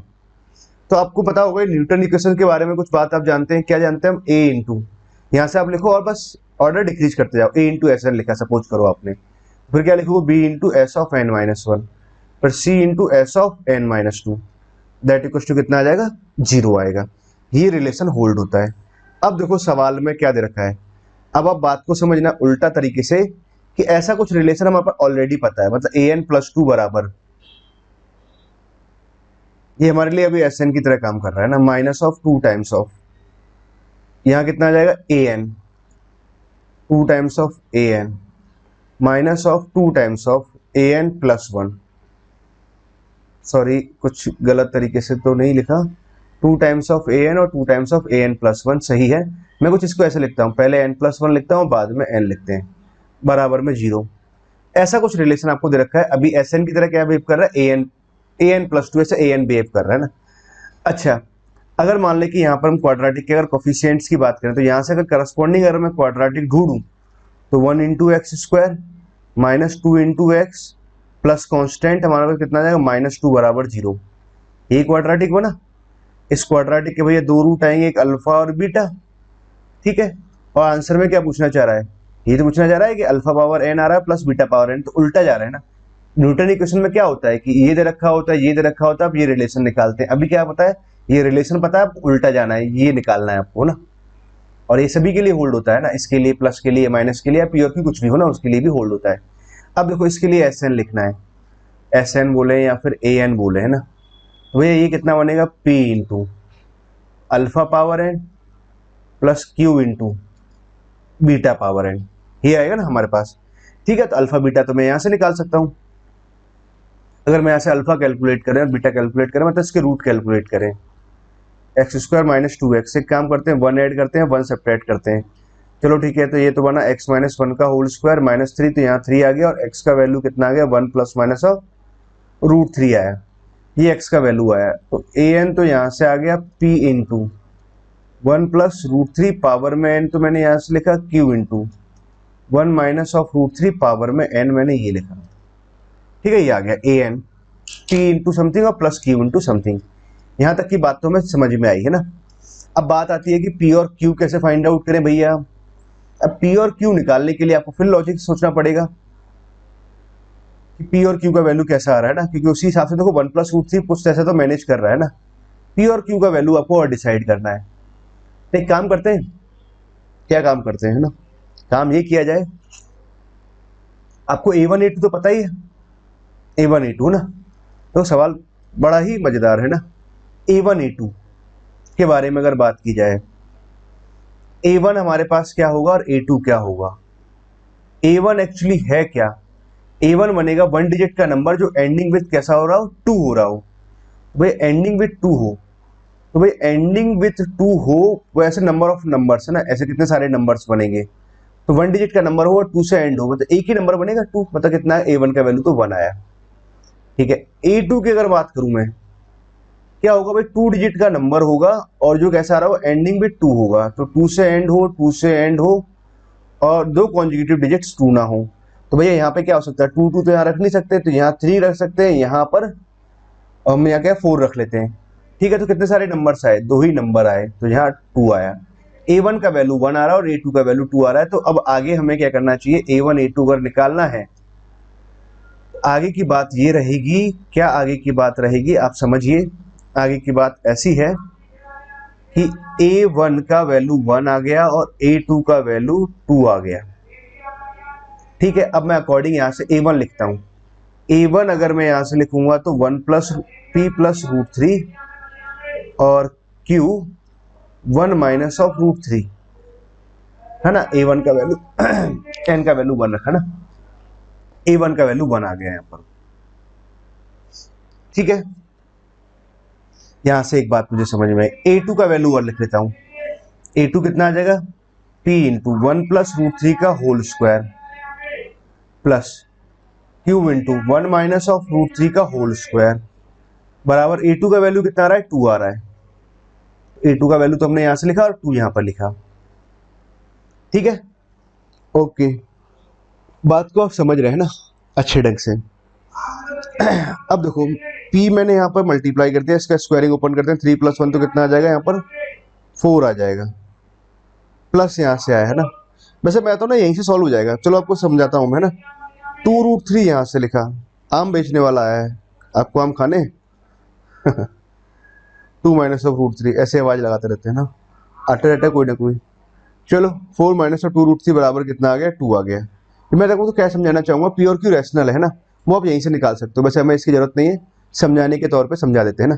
यहाँ से तो 2 कॉमन आया, 2 कॉमन आया तो यहाँ से तो कैंसिल हो जाएगा। मैं उन बच्चों के लिए बता रहा हूँ जो सोचेंगे यार 2 इक्वेशन 2 अननोन, तो वो आगे समझेंगे कि अरे यार बात तो गड़बड़ थी यार। चलो सही है, एक सेकेंड रुकाते हैं। यहाँ से 4 प्लस ऑफ 2√3, चलो यहाँ आ गया है ना, चलो सही है सही है सही है सही है, सॉरी है ना, प्योर की रैशनल नहीं है, मतलब वो अलग अलग ही जरूरत पड़ेगी हमें क्वेश्चंस की, सॉरी मैं ही थोड़ा गलत था ना। 2 यहाँ से कॉमन ले लिया हमने, 2 यहाँ से कॉमन ले लिया तो 2 + √3 बचा, 2 माइनस √3 यहाँ से बचा और यहाँ कितना आ गया, 1 आ गया। ठीक है, बात को नहीं यहाँ तक समझ में आई आप लोगों को ना। अब आपको पी और क्यू निकालना है, पी और क्यू आपको फाइंड आउट करना है ना। ओके, 2 यहाँ से कॉमन आ गया तो 2 + √3 यहाँ से बना, 2 माइनस ऑफ √3 यहाँ से बना। अब हमें क्या चाहिए, पी और क्यू का वैल्यू चाहिए। 2 इक्वेशन 2 अननोन है ना। देखो एक बात, 2 तरीके हो सकते हैं, ऑप्शंस आपके पास लिखा हुआ है तो आप थोड़ा बहुत ऑप्शन से चले जाओ, ठीक है, नहीं तो क्या है पूरा परफेक्टली सॉल्व कर लो। जैसे अब मैं ऑप्शन से जाता हूँ, मैं तो ना 1/√3 दे रखा है ना, एक मतलब 1/√3 आना चाहिए, माइनस वाले के साथ में -1 मतलब माइनस वाली वैल्यू आनी चाहिए, -1/√3 आना चाहिए। सेटिस्फाई करा के देख लेते हैं, सेटिस्फाई कर रहा है कि नहीं कर रहा है ना। ठीक है, वैल्यू मैंने ले लिया 1/√3 ना, लेके देख लिया, गलत होगा तो फिर नहीं आएगा वो ऑप्शन, तो 1/√3 मैंने यहाँ ले लिया, 1/√3 यहाँ लिखा, 1 + √3 यहाँ सेटिस्फाई करा के देखते हैं, -1/2√3। ये अगर सेटिस्फाई कर गया, दोनों में कराना पड़ेगा ना, एक से नहीं ना, तो 2√3 चलो एलसीएम आ गया आपका, तो 1 + √3 -1 ऐसे कैंसिल हो जाएगा, माइनस कितना है 2√3 आ जाएगा और ये बराबर 1 आ गया। सही बात है, सेटिस्फाई कर रहा है, यहाँ सेटिस्फाई कराते हैं। 1/2√3 तो हमने यहाँ से लिखा, ठीक है, वो सेम आ जाएगा ना, तो यहाँ पर कॉमन आ जाएगा, मतलब 2 + √3 तो मैं यहाँ से लिखूंगा, माइनस साइन यहाँ पर बनेगा तो -2 तो कैंसिल हो जाएगा, -2 + √3 यहाँ से 2 से 2 काटा, √3 से √3 आ गया, मतलब 2√3 बना, कैंसिल हो गया, फिर अगेन 1 आ गया, मतलब सेटिस्फाई कर रहा है। मतलब पी और क्यू का वैल्यू कितना रहा, 1/2√3, 1 क्यू का वैल्यू -1/2√3 रहा है ना, मतलब ये सही आ रहा है ना। तो बस पी और क्यू की वैल्यूज को यहाँ डाल दो, मतलब पी और क्यू को मैंने इनडायरेक्ट वे में ऑप्शन से निकाल दिया, ठीक है, यहाँ डाल दिया तो मतलब ये वाला ऑप्शन फिट बैठ रहा है, तो मतलब ये फिट बैठ रहा है तो ये वाला ऑप्शन भी होगा। क्या बच्चों समझ आ गया आप लोगों को? तो क्वेश्चन नंबर चौथा जो है ना, बढ़िया सवाल था ना। तो फर्स्ट सेकंड थर्ड फोर्थ चारों ही सवाल बहुत बढ़िया थे और चारों में कुछ ना कुछ नया नया सीखने का था हमारे पास। चलो बच्चों तो आगे बढ़े, क्वेश्चन नंबर 5वां करते हैं। अभी तक हमने 4 सवाल सॉल्व किए हैं, ठीक, क्वेश्चन नंबर 5वें पर आते हैं ना। 5वां 6वां एक पैराग्राफ है, ये पैराग्राफ देख करके आपको समझ जाना चाहिए कि ये बहुत आसान था और ये ऐसा प्रॉब्लम भी एक बार आईआईटी डिस्कस कर चुका था और वो उस टाइम पर बोनस भी हुआ था। आई थिंक ये 2018 या 17 की बात है। थोड़ी सी गलती कर गया था आईआईटी, क्या गलती कर गया था ये भी बता देंगे। Let omega be the complex number representing the point, उसमें गलती थोड़ी सी, बस क्वेश्चन की गलती नहीं थी, वैसे क्वेश्चन तो फिर भी सही था बट आंसर कुछ इंटीजर टाइप से चाहिए था तो वो आंसर नहीं आ रहा था ना। तो omega be the complex number representing the point, जैसे इतना पढ़ा ना इतना आपको समझ जाना चाहिए मेरे प्यारे बच्चों कि भाई ओमेगा का जो वैल्यू आएगा वो -12 प्लस आयोटा √3/2 कुछ ऐसे लिखा हुआ है। अच्छा इस वैल्यू को अगर ध्यान से देखें तो भैया ये तो क्यूब रूट ऑफ यूनिटी है, ओमेगा नहीं होता क्यूब रूट ऑफ यूनिटी, ये वैल्यू होती है क्यूब रूट ऑफ यूनिटी। अच्छा इसको हम ओमेगा बोलते थे तो हम उस टाइम में बोलते करते थे ओमेगा क्या है, क्यूब रूट ऑफ यूनिटी है। अच्छा अगर इतना हमने पढ़ लिया तो यहाँ से एक बात तो समझ में आएगी, ओमेगा क्यूब का वैल्यू 1 होगा और 1 प्लस ओमेगा स्क्वायर का वैल्यू 0 आएगा। इतना हमें तुरंत पढ़ करके समझ में आना चाहिए। ABC alpha beta gamma non zero complex number है सच दैट, ये कंडीशन हमारे पास दे रखी है, पूछा हुआ है इसके बारे में है ना। तो देखो बहुत आसान सी बात है, पहले मैं कंडीशंस को सिस्टमेटिक लिख लेता हूँ। Mod of A square, mod of alpha square, mod of beta square, mod of gamma square. तो आप समझ गए बात को कैसे सॉल्व करना है। Sorry, A plus B plus C बराबर अल्फा, ठीक है, A plus B omega C omega square बराबर beta, A plus beta omega square plus of C omega बराबर गामा। इतना दे रखा है ना, अल्फा बीटा गामा। आपने अल्फा का मॉड निकाला। अच्छा, आपको एक और बात समझ में आनी चाहिए कि भाई मॉड ऑफ जेड स्क्वायर क्या होता है। ये आपको हमेशा कॉम्प्लेक्स नंबर में भैया सबसे फेवरेट और हिट फॉर्मूला है, मतलब ना, मॉड ऑफ जेड स्क्वायर बराबर कितना होता है, जेड इंटू जेड बार होता है। तो मॉड ऑफ अल्फा स्क्वायर हमने लिखा, तो मॉड ऑफ अल्फा स्क्वायर को मैं लिखूंगा तो भैया कितना है, alpha into alpha bar. Alpha का वैल्यू तो आ रहा है ए प्लस बी प्लस सी, क्यों मेरे प्यारे बच्चों, और यहाँ से ए बार प्लस बी बार प्लस सी बार आया। ठीक है, इसको लंबा चौड़ा सा आप जब खोलेंगे तो ए को ए बार से, तो मॉड ऑफ ए स्क्वायर बनेगा, मॉड ऑफ बी स्क्वायर बनेगा, मॉड ऑफ सी स्क्वायर बनेगा। ठीक है, ए का आएगा बी प्लस सी के साथ में, ए का इसके साथ तो मल्टीप्लाई कर ही दिया, फिर ए का इन दोनों के साथ मल्टीप्लाई कर दोगे, ए इंटू बी बार प्लस सी बार, ऐसे ही फिर बी इंटू, है ना, ऐसे ही सी इंटू लिखेंगे। चलो लिख लेंगे जो तो, है ना, लिखा जाएगा जो लिख लेंगे ना। चलो अब हमें इतनी जरूरत नहीं है, इतने से ही काम चलाते हैं। मुझे मॉड ऑफ बीटा स्क्वायर भी चाहिए, बीटा इंटू बीटा बार। तो बीटा तो हमारे पास में कितना आ रहा है, A plus B omega plus C omega square. ये सभी बच्चों ने कर लिया हुआ सवाल सॉल्व ना। बी बार ओमेगा का कॉन्जुगेट कितना आ जाएगा, ओमेगा स्क्वायर आ जाएगा, और सी ओमेगा बार जब लिखेंगे सी बार तो सी बार बनेगा और यहाँ ओमेगा बन जाएगा। तो यहाँ से हमारे पास कितना बनेगा, ये mod of A square, mod of B square, mod of C square. अच्छा, ये थोड़ा लिखना चाहिए था मुझे, कि चलो मैं लिख देता हूँ, ए बार, ए को जब मल्टीप्लाई कराओगे तो यहाँ से कितना बनेगा, b bar into omega square. चलो थोड़ा सा चमका देते हैं आप लोगों को ना, ताकि थोड़ा सा चमक जाएगा तो आप समझ जाओगे, हाँ ऐसे से करेंगे बाद में क्लियर हो जाएगा ना। मॉड ऑफ गामा स्क्वायर मैंने लिखा, तो ये कितना बनेगा, गामा इंटू गामा बार। तो गामा तो बना ए प्लस बी ओमेगा प्लस सी ओमेगा स्क्वायर, सॉरी यहाँ ओमेगा स्क्वायर है, यहाँ ओमेगा। ए बार तो मैंने यहाँ लिखा, बी बार यहाँ लिखा, यहाँ ओमेगा आ जाएगा, और सी बार और यहाँ ओमेगा स्क्वायर आ जाएगा।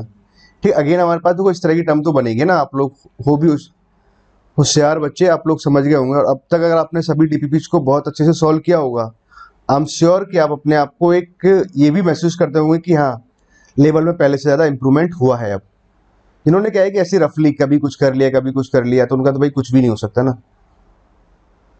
तो फिर उनको क्या है ना कि बस वो होशियार बालक होते हैं ना, उनको मेरी दृष्टि में उनको होशियार बालक बोलता हूँ, है ना।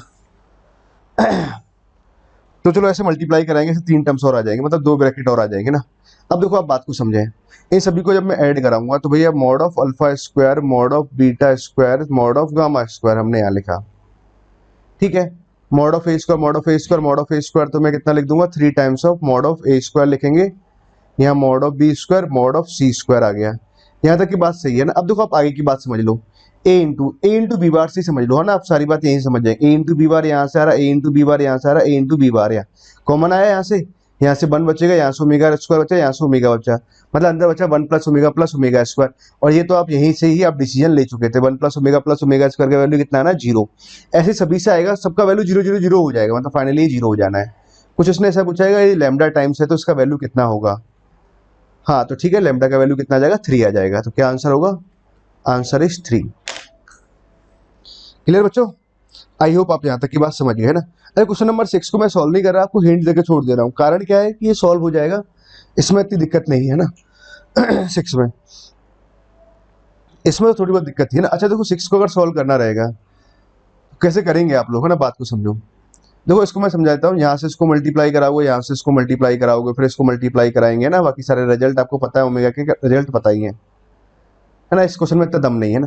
फाइनली जब पूरा सिंप्लीफाई कर लोगे, अल्टीमेटली सिंप्लीफाई करने पे लास्ट में एक रिजल्ट आता है, जेड क्यू बराबर 0। अच्छा, जेड क्यू बराबर अगर 0 आ गया, इसका मतलब number of distinct complex number, तो जेड बराबर यहाँ से 0 आ जाएगा, तो number of distinct complex number कितने होंगे जो इसको सेटिस्फाई कराएंगे, 1 आएगा। आंसर बी होगा, है ना। जल्दबाजी में ए टिक नहीं करना, जेड का वैल्यू टिक पूछा नहीं है उसने, नंबर ऑफ सॉल्यूशंस पूछे हुए हैं। तो क्या आएगा, 6 का आंसर बी आएगा। 5वें का आंसर सी और बी आ रहा है, 5वें का सी और 6 का बी, है ना, सी और बी, सी और बी, सी और बी सही है ना। ना आगे मूव करें, हम इंटीजर टाइप की प्रॉब्लम से चलते हैं ना। क्वेश्चन नंबर 6 और 7। क्वेश्चन नंबर 6 ना, बहुत ध्यान से समझिए। 6 उसके बाद 7, सॉरी 7th करना है अभी हमें, 7th 8th 9th और 10th है ना। ठीक है, 9 10 तो आसान से बढ़िया से भी है, 8th भी बढ़िया है और 7th भी बहुत बढ़िया प्रॉब्लम है ना। चलो सभी प्रॉब्लम्स को फटाफट समझ लेते हैं, जल्दी से समझ जाओगे आप लोग, है ना। क्या दे रखा है क्वेश्चन नंबर 7 की बात की जाए, इसको समझते हैं, पहले पढ़ लेते हैं। पोजीशन वेक्टर ऑफ एज इतना दे रखा है और A square plus B square equals to 4 दे रखा है। मतलब ए का पोजीशन वेक्टर पता है, उसका मैग्नीट्यूड दे रखा है आपको ना। पोजीशन वेक्टर ऑफ बी पता है आपको, ये और उसका मैग्नीट्यूड दे रखा है, ठीक बात है। Given that angle a O b हमारे पास इतना दे रखा है, ओ ओरिजिन दे रखा है, A Q is perpendicular to the angle bisector of A O B है ना, perpendicular line Q O D और सॉरी ओ क्यू डी। पहले एक काम करते हैं, डायग्राम बनाते हैं।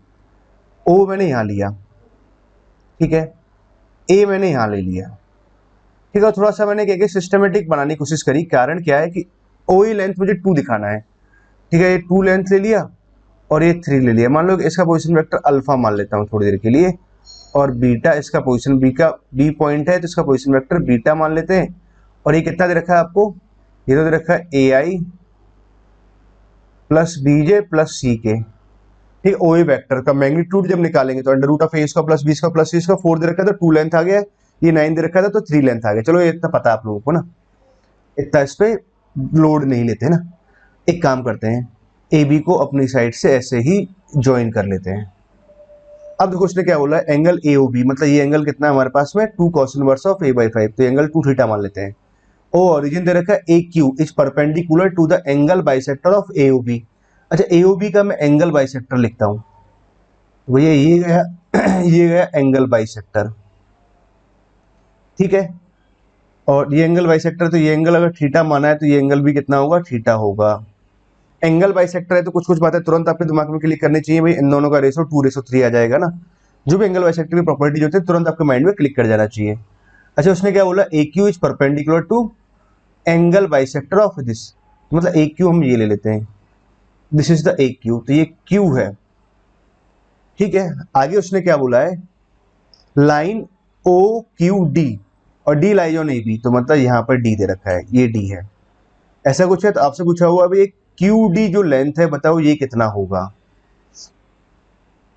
ठीक है ना। इसके बारे में पूछना चाह रहा है, तो देखो बड़े ध्यान से मेरी बात को समझना, क्योंकि समझना बहुत जरूरी है। तो मेरी बातें बड़ी काम की है ना, आपकी बातें काम की हो या ना हो, मेरी बातें बड़ी काम की है ना। समझिए बात को, क्या करना चाहिए हमें, ये क्यू डी लेंथ निकालना है, तो एक काम करते हैं, इसी ट्रायंगल पर फोकस करते हैं। अच्छा देखो, क्या मैं ये ई डी लेंथ निकाल सकता हूँ, बिल्कुल निकाल सकते हैं, क्योंकि भाई ये 2:3 में तो डिवाइड होगा, ठीक है।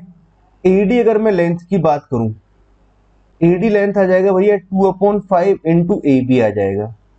अच्छा, क्या हम ए बी लेंथ भी निकाल सकते हैं, बिल्कुल निकाल सकते हैं, बीच का एंगल ये पता है, ये दोनों साइड्स पता है, कोसाइन रूल से मैं ए बी लेंथ निकाल सकता हूँ, मतलब एडी तो निकल गया। अच्छा, क्यूडी चाहिए, अरे यार एक काम करते हैं ना, ये एंगल ये लेंथ 2 पता है, थीटा पता है, तो मतलब मैं क्या कर सकता हूँ, ये लेंथ भी निकल जाएगा। तो पाइथागोरस लगाते हैं, पाइथागोरस हम क्या लगाएंगे भैया, यहाँ ये 90 डिग्री है तो हमें क्यू डी का स्क्वायर चाहिए, ठीक है। वो तो बाद में कर लेंगे, अपना स्क्वायर रूट तो बाद में ले लेंगे। ये कितना बन जाएगा, ए डी का square minus of A Q का स्क्वायर, इतना आ जाएगा।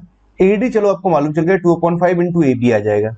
ए क्यू निकाल लिख सकते हैं कि, हाँ बिल्कुल लिख सकते हैं। कैसे, हमें ये लिखना है, थीटा के सामने वाला मुझे परपेंडिकुलर पता है, ये तो निकालना है सॉरी, और हाइपोटेनस पता है, तो मतलब साइन लगा दूं मैं, साइन थीटा अगर मैं लिखूं तो क्या लिखूंगा, ए क्यू लिखूंगा, परपेंडिकुलर अपॉन में क्या लिखेंगे, हाइपोटेनस, ये लिख दिया। मतलब एक 2 cos थीटा, एक 2 sin थीटा बनता है ना, तो ठीक है। ए क्यू कितना आ जाएगा, 2 sin थीटा। तो भैया काम की बात क्या रही हमारे पास, ए डी तो आ गया 4/25, ए बी स्क्वायर आया, ठीक है। ए क्यू कितना आ जाएगा हमारे पास में, आ जाएगा 2, तो यहाँ से 4 यहाँ से आ गया, और ये बन जाएगा A Q sorry 4 sin square of theta, ये बात हमें समझ में आई है ना।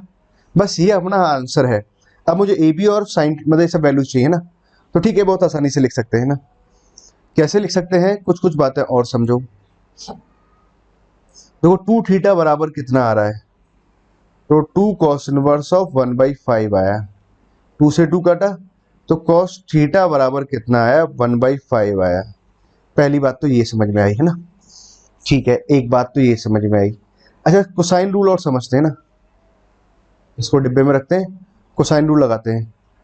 तो cos ऑफ 2 थीटा मैंने यहाँ लिखा, तो मैं क्या लिखूँ, करस्पॉन्डिंग साइड्स का स्क्वायर लिखा, 2 square 3 square minus of a b square upon में हम क्या लिख सकते हैं, 2 टाइम्स ऑफ 2 इंटू 3, 6 और 12 तो यहां से आ गया, 12 इंटू कॉस ऑफ 2 थीटा, 9 यहां से आया और 4 यहां से आया, 13 यहां से आया, minus of a b square. तो ए बी स्क्वायर कितना आया, 13 माइनस ऑफ 12 कॉस 2 थीटा आया। ठीक है, चलो ठीक है, तो अब cos थीटा तो पता है, थीटा पता है, तो cos थीटा लिख सकते हैं, सब निकल जाएगा ना, कोई दिक्कत वाली बात नहीं है। चलो चलो यही सॉल्व करते हैं फटाफट से ना। cos 2 थीटा को मैं क्या लिख सकता हूँ, ये cos square theta minus sin square theta मतलब 2 cos स्क्वायर थीटा माइनस 1। ठीक है, तो 2 यहाँ लिखा, cos स्क्वायर थीटा का वैल्यू हम कितना लिख देंगे, 1/5 तो मतलब 25 यहाँ लिख देंगे, माइनस 1 मैंने यहाँ से लिखा। तो भैया ये तो आ गया नेगेटिव है ना, कोई दिक्कत है क्या इस बात से, नेगेटिव आ रहा है तो नेगेटिव आने देते हैं, क्या दिक्कत है ना, सही बात है जो भी आ रहा है ना। 2 cos square theta minus sin square theta, कहीं गलती तो नहीं कर रहे, हाँ सही है ना। तो यहां से बनेगा ये -23/25। चलो, तो ए बी स्क्वायर के बारे में अगर बात की जाए तो ए बी स्क्वायर आ जाएगा 13 माइनस 12, cos 2 थीटा का वैल्यू कितना आ रहा था हमारे पास, -23/25, बढ़िया सा आ रहा है ना। -23/25 हमने यहाँ से किया और -1 किया, प्लस भी कर दिया। ठीक है, ए बी स्क्वायर का वैल्यू आ गया। पूरा आंसर तक सॉल्व करेंगे, चिंता ना करो बच्चों ना। अब देखो यहाँ आंसर वैल्यू पुट करते हैं, 4/25 तो हमने यहाँ से लिख दिया, ए बी स्क्वायर का वैल्यू लिखते हैं। तो 25 को ऐसे मल्टीप्लाई किया, 12 को इससे मल्टीप्लाई किया, मैं थोड़ा कैलकुलेटर की हेल्प से कर देता हूँ, ठीक है, क्योंकि मुझे एग्जाम में तो नहीं करना, आपको करना रहेगा। तो फटाफट से लिखते हैं, 13 इंटू 25, तो ये तो बन जाएगा 325 प्लस साइन। ठीक है, फिर यहाँ से लिखेंगे अपना 12 इंटू 23, ये बना 276 अपॉन में कितना आ जाएगा 25 minus of 4। Sine square theta की बात करें, कॉस थीटा का वैल्यू इतना आ रहा है, तो साइन थीटा का वैल्यू भैया कितना आ जाएगा, बेस अपॉन हाइपोटेनस यहाँ से आया, तो ये बन जाएगा हमारे पास √24। तो -4 साइन थीटा का वैल्यू मैं कितना लिखूंगा, ये बन जाएगा हमारे पास, इसका स्क्वायर करेंगे साइन स्क्वायर थीटा, तो साइन ये आ जाएगा 24/25। ठीक है, एक काम करते हैं ना, 25 से ऊपर नीचे मल्टीप्लाई और कर देते हैं ताकि आसान बन जाए, है ना। 4 देखो ओवरऑल से कॉमन आ रहा है, तो 4 तो ओवरऑल से कॉमन ले ही लो। इन दोनों का मैं सम करके लिख लेता हूँ, तो 6 और 5 तो 11 यहाँ से आ गया, 7 और 2 9 और 1 10 यहाँ से हो जाएगा, 3 और 2 5 और 6 हो जाएगा ना, 601 ना, ठीक बात है। 4 यहाँ से कॉमन ले लिया, 25 को हमने यहाँ से मल्टीप्लाई किया तो डायरेक्ट 250 500 हो जाएगा, 500 में हमने 100 और जोड़ दिया, 600 है ना, ये आ जाएगा इसका मल्टीप्लीकेशन ना। ओके, 25 तो हमारे पास कितना बन जाएगा, 625, 25 का होल स्क्वायर ही रहने देते हैं ना।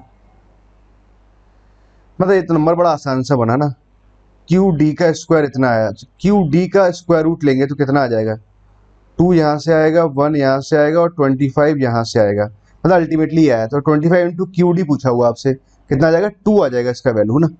7th का आंसर कितना आएगा, 2 आएगा। आई होप आपको बात समझ में आ गई और सब कुछ सही भी था ना, आसान सा प्रॉब्लम था ये, बस आपको ज्योमेट्री का एक पॉइंट समझना था।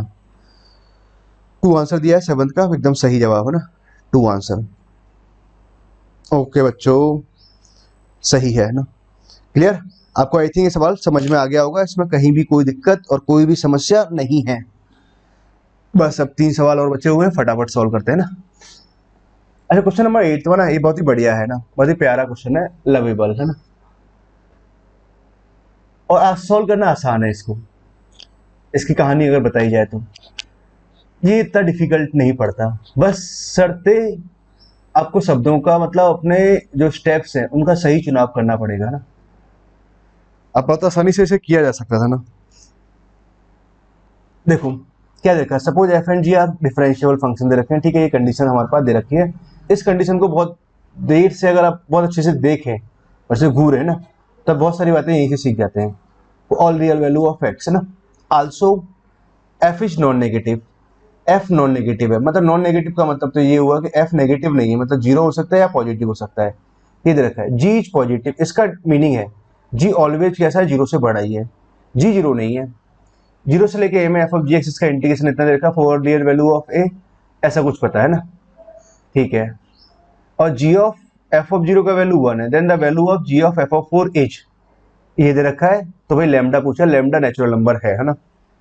ओके, बहुत सारी बातें क्लियर है आपको ना। नाउ तो सॉल्व करना स्टार्ट करते हैं। तो बहुत ही ध्यान से मेरी बातों को समझना, और आपको हिंट यहीं से मिलता है सवाल में।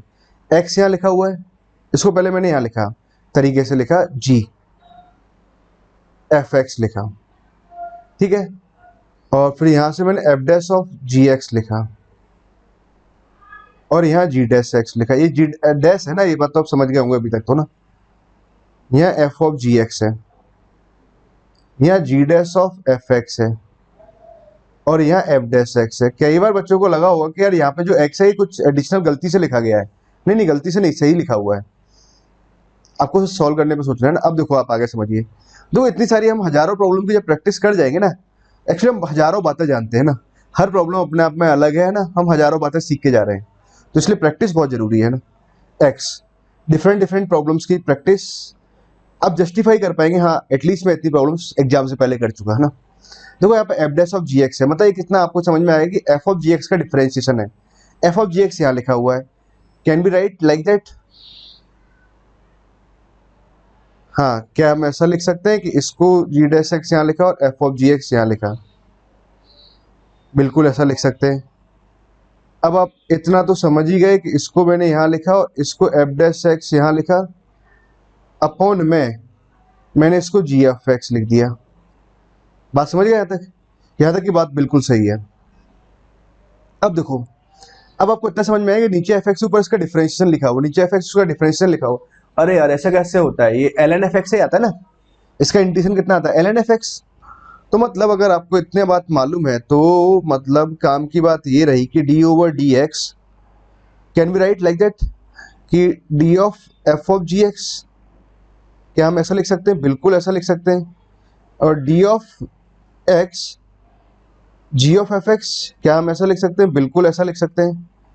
यहाँ तक की बात तो हमने, जो हमें इतना समझ आया उतना उतना हमने समझ लिया, बाकी आगे का नहीं पता, आगे की दुनिया नहीं मालूम है ना, आगे की दुनिया देखने से ही समझ में आएगी ना। अब उसने पूछा 0 to a f of ji x, f of ji x के बारे में बात कर रहा है। एफ ऑफ जी एक्स का इंटीग्रेशन आपको चाहिए, तो एफ ऑफ जी एक्स यहाँ आ रहा है, यहाँ जी ऑफ एफ एक्स आ रहा है ना। तो एक काम करें, क्या पूछना क्या चाह रहा है सवाल में, पहले समझे। जी ऑफ एफ ऑफ 4 पूछना चाह रहा है, मतलब G of F of 4, F of ji x यहाँ से दे रखा है, तो इसको इंटीग्रेशन कराएं। या एक और तरीका देखो, एक और तिकड़मबाजी है ना। तिकड़मबाजी क्या है, हम यहाँ से इसको डिफरेंशिएट करके क्या हम एफ ऑफ जी एक्स निकाल सकते हैं? मेरे प्यारे बच्चों, बिल्कुल निकाला जा सकता है, अगर आपको लेबनीज थ्योरम पता है तो। मतलब इसको मैं डिफरेंशिएट कर दूं, डिफरेंशिएट करते ही क्या है कि बात तुरंत बन जानी है। मतलब आपने क्या किया, इसको डिफरेंशिएट किया और देखो इसी लाइन में मैंने छोटे से हिस्से में ही सॉल्व कर दिया। डिफरेंशिएट कराएंगे तो अपर लिमिट पुट करोगे, अपर लिमिट आपने पुट किया तो ये आ गया, फिर इनटू अपर लिमिट का डिफरेंशिएशन 1 आ जाएगा, फिर लोअर लिमिट एंड इसका डिफरेंशिएशन 0 चला गया, मतलब एफ ऑफ जी यहाँ से आया। क्या बात है ना, बहुत ही बढ़िया बात रही। 1/2 का डिफरेंशिएशन तो 0 आ गया। एक रेस्पेक्ट में डिफरेंशिएट कर रहे हैं ना, बात को बड़ा ध्यान से समझे ना। माइनस ऑफ है ना, इसको डिफरेंशिएट कराएंगे तो कितना आ जाएगा, ई माइनस, तो यहाँ लिखा हो ई पावर ऑफ -2a, यहाँ से लिखा, इसका आ जाएगा माइनस का 2 अपॉन का कितना आ जाएगा 2 आ जाएगा। 2 से तो 2 कट गया, माइनस माइनस प्लस कट गया, तो ये आ गया E power of minus of 2a, यहाँ से आया। एफ ऑफ जी ए इतना आया। मतलब अगर मैं बात करूं कि एफ ऑफ जी एक्स की अगर बात की जाए तो भैया E power of minus of 2x आया। एफ ऑफ जी एक्स मतलब अगर x की जगह मैंने a पुट कर दिया तो ना, x की जगह a पुट कर दिया तो एफ ऑफ जी एक्स, तो एफ ऑफ जी एक्स का वैल्यू कितना आ रहा है, ई पावर माइनस 2x आ रहा है।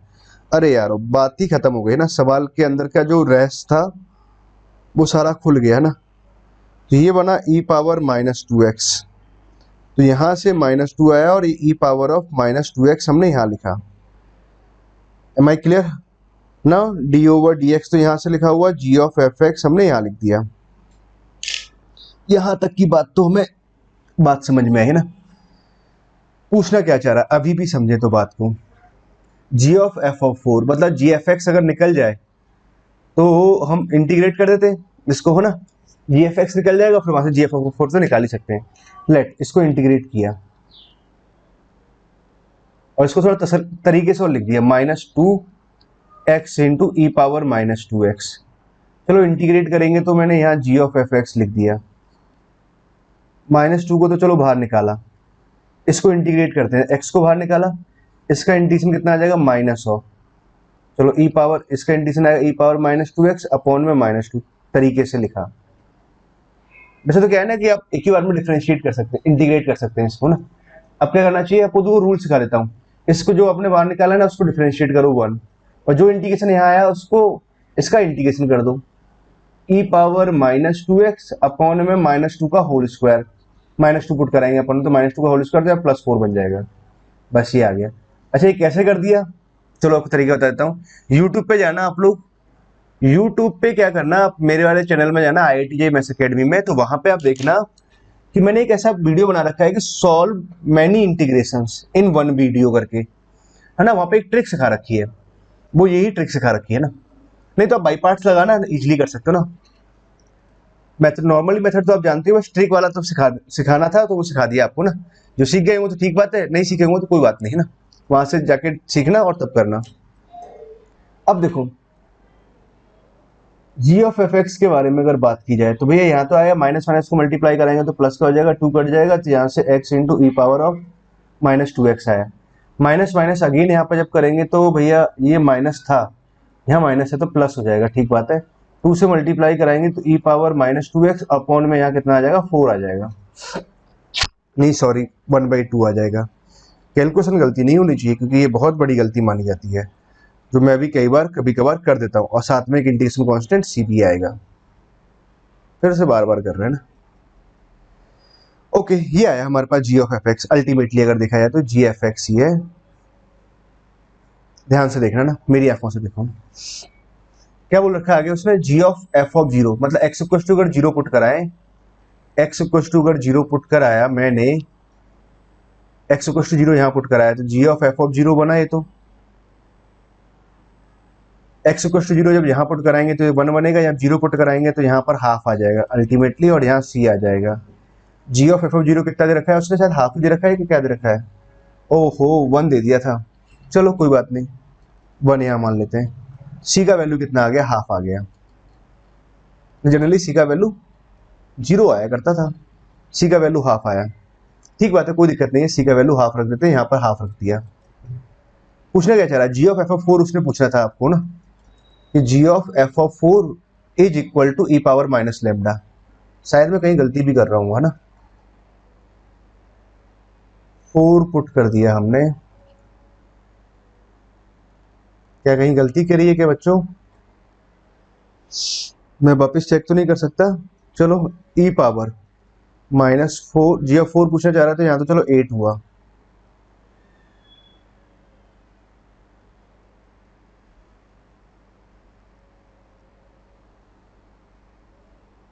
x बराबर 0 यहाँ पुट कराएंगे तो 1 आ जाएगा, यहाँ 0 पुट कराएंगे तो यहाँ हाफ आ जाएगा, हाफ ठीक है, सी बी प्लस का सी ठीक था। जी ऑफ एफ ऑफ 0 का वैल्यू कितना था, 1 था, 1 भी ठीक था।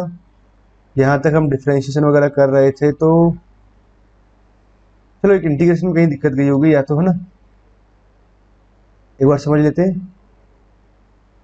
माइनस टू को तो चलो हमने बाहर निकाल दिया, इसको डिफ्रेंशिएट करेंगे तो कितना आ जाएगा, एक्स को बाहर निकाला, इसको इंटीग्रेट करेंगे, power minus two X upon minus two आया, माइनस साइन लगाएंगे, यहाँ एक्स का वन आ जाएगा, power minus two X upon minus two यहाँ पे लिखेंगे तो प्लस का फोर हो जाएगा, सही बात है, यहाँ कहीं कोई दिक्कत नहीं है, माइनस माइनस यहाँ प्लस हो जाएगा, तो यहाँ से बनेगा टू भी कट गया, x into power minus two x, यहाँ तक बिल्कुल सही है, ठीक है।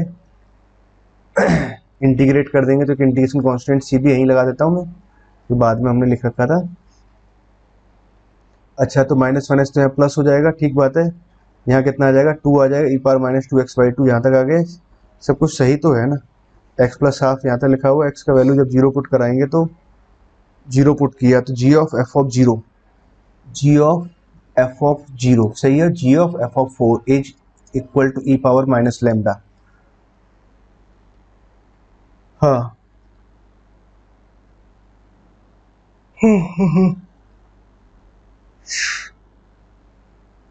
चलो अभी के हिसाब से हमारा आंसर तो कुछ ऐसे बन रहा है, ई पावर माइनस फोर यहाँ पुट कर दिया, फोर यहाँ पुट कराएंगे तो फोर से यहाँ कितना बन जाएगा, नाइन बाई टू तो यहाँ से बन गया, प्लस साइन और हाफ यहाँ से बना, ये अपना आंसर आ रहा है बच्चों ना कहीं गलती है, आप लोग चेक करना, या मैं कहीं गलत कर रहा हूँ तो मुझे बताना, या सवाल में कहीं गलती है तो वो बताना मुझे ना, मैं इसे पीछे जाकर चेक तो नहीं कर सकता, इतनी सारी आपको अनफ हिंट आपको मिल चुका है कि आप इसे आसानी से सॉल्व कर सकते हैं ना।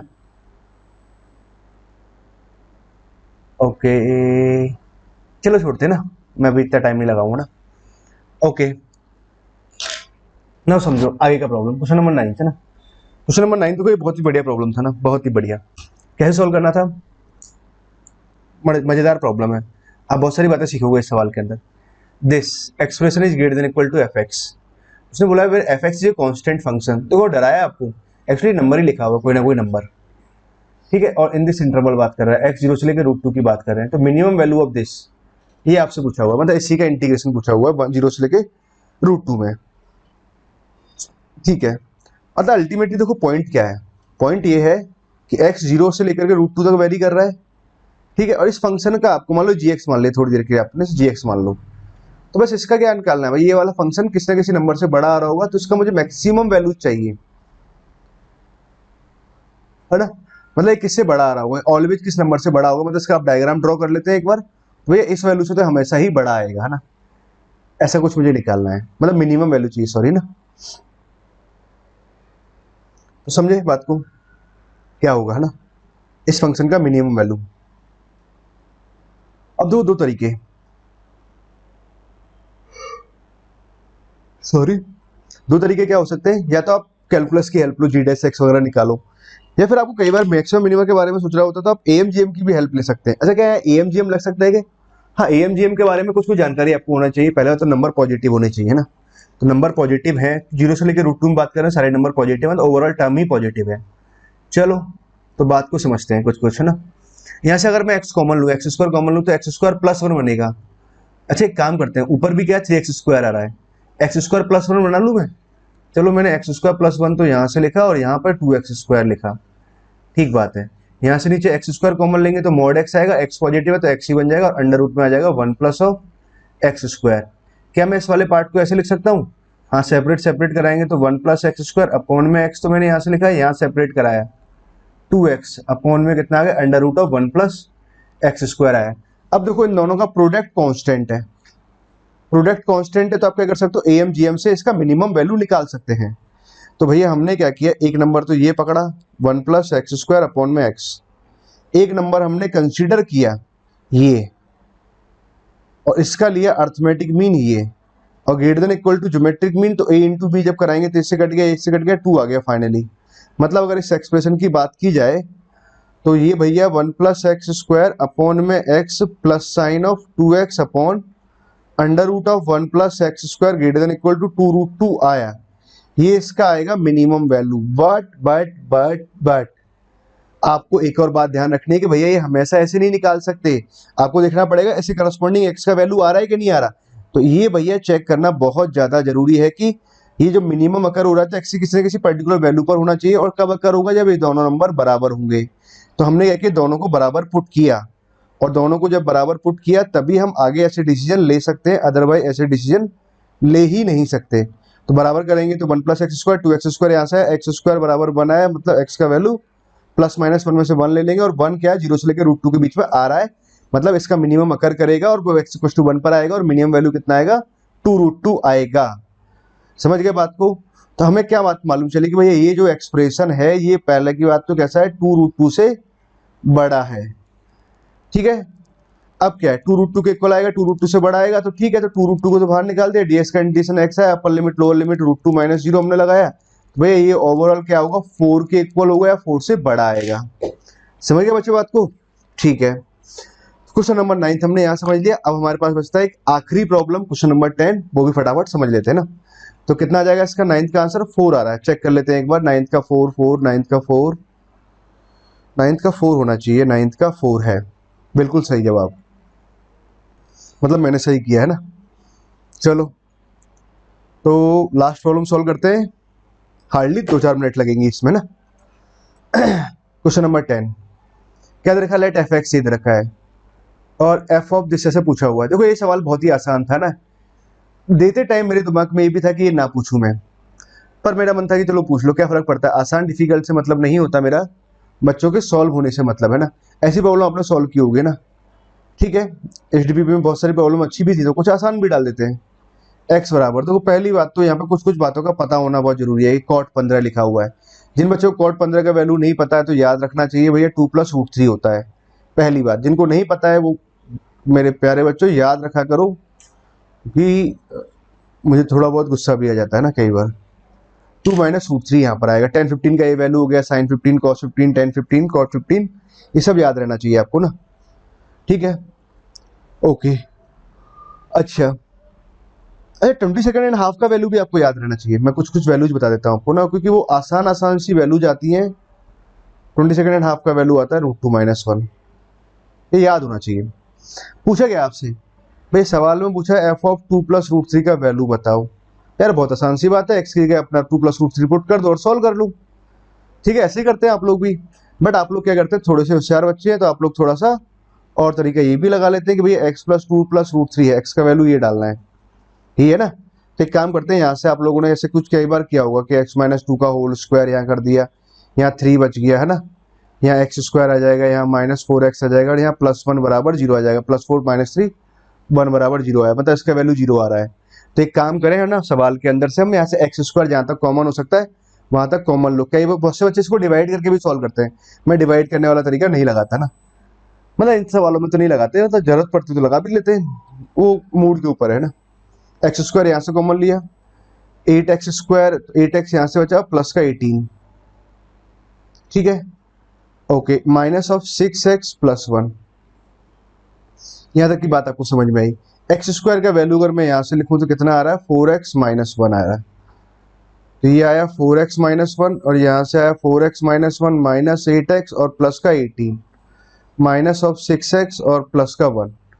ठीक है, सिंप्लीफाई करते हैं, 4x - 1 यहाँ से बनेगा -4x और यहाँ से बना प्लस का 17 और -6x प्लस का 1।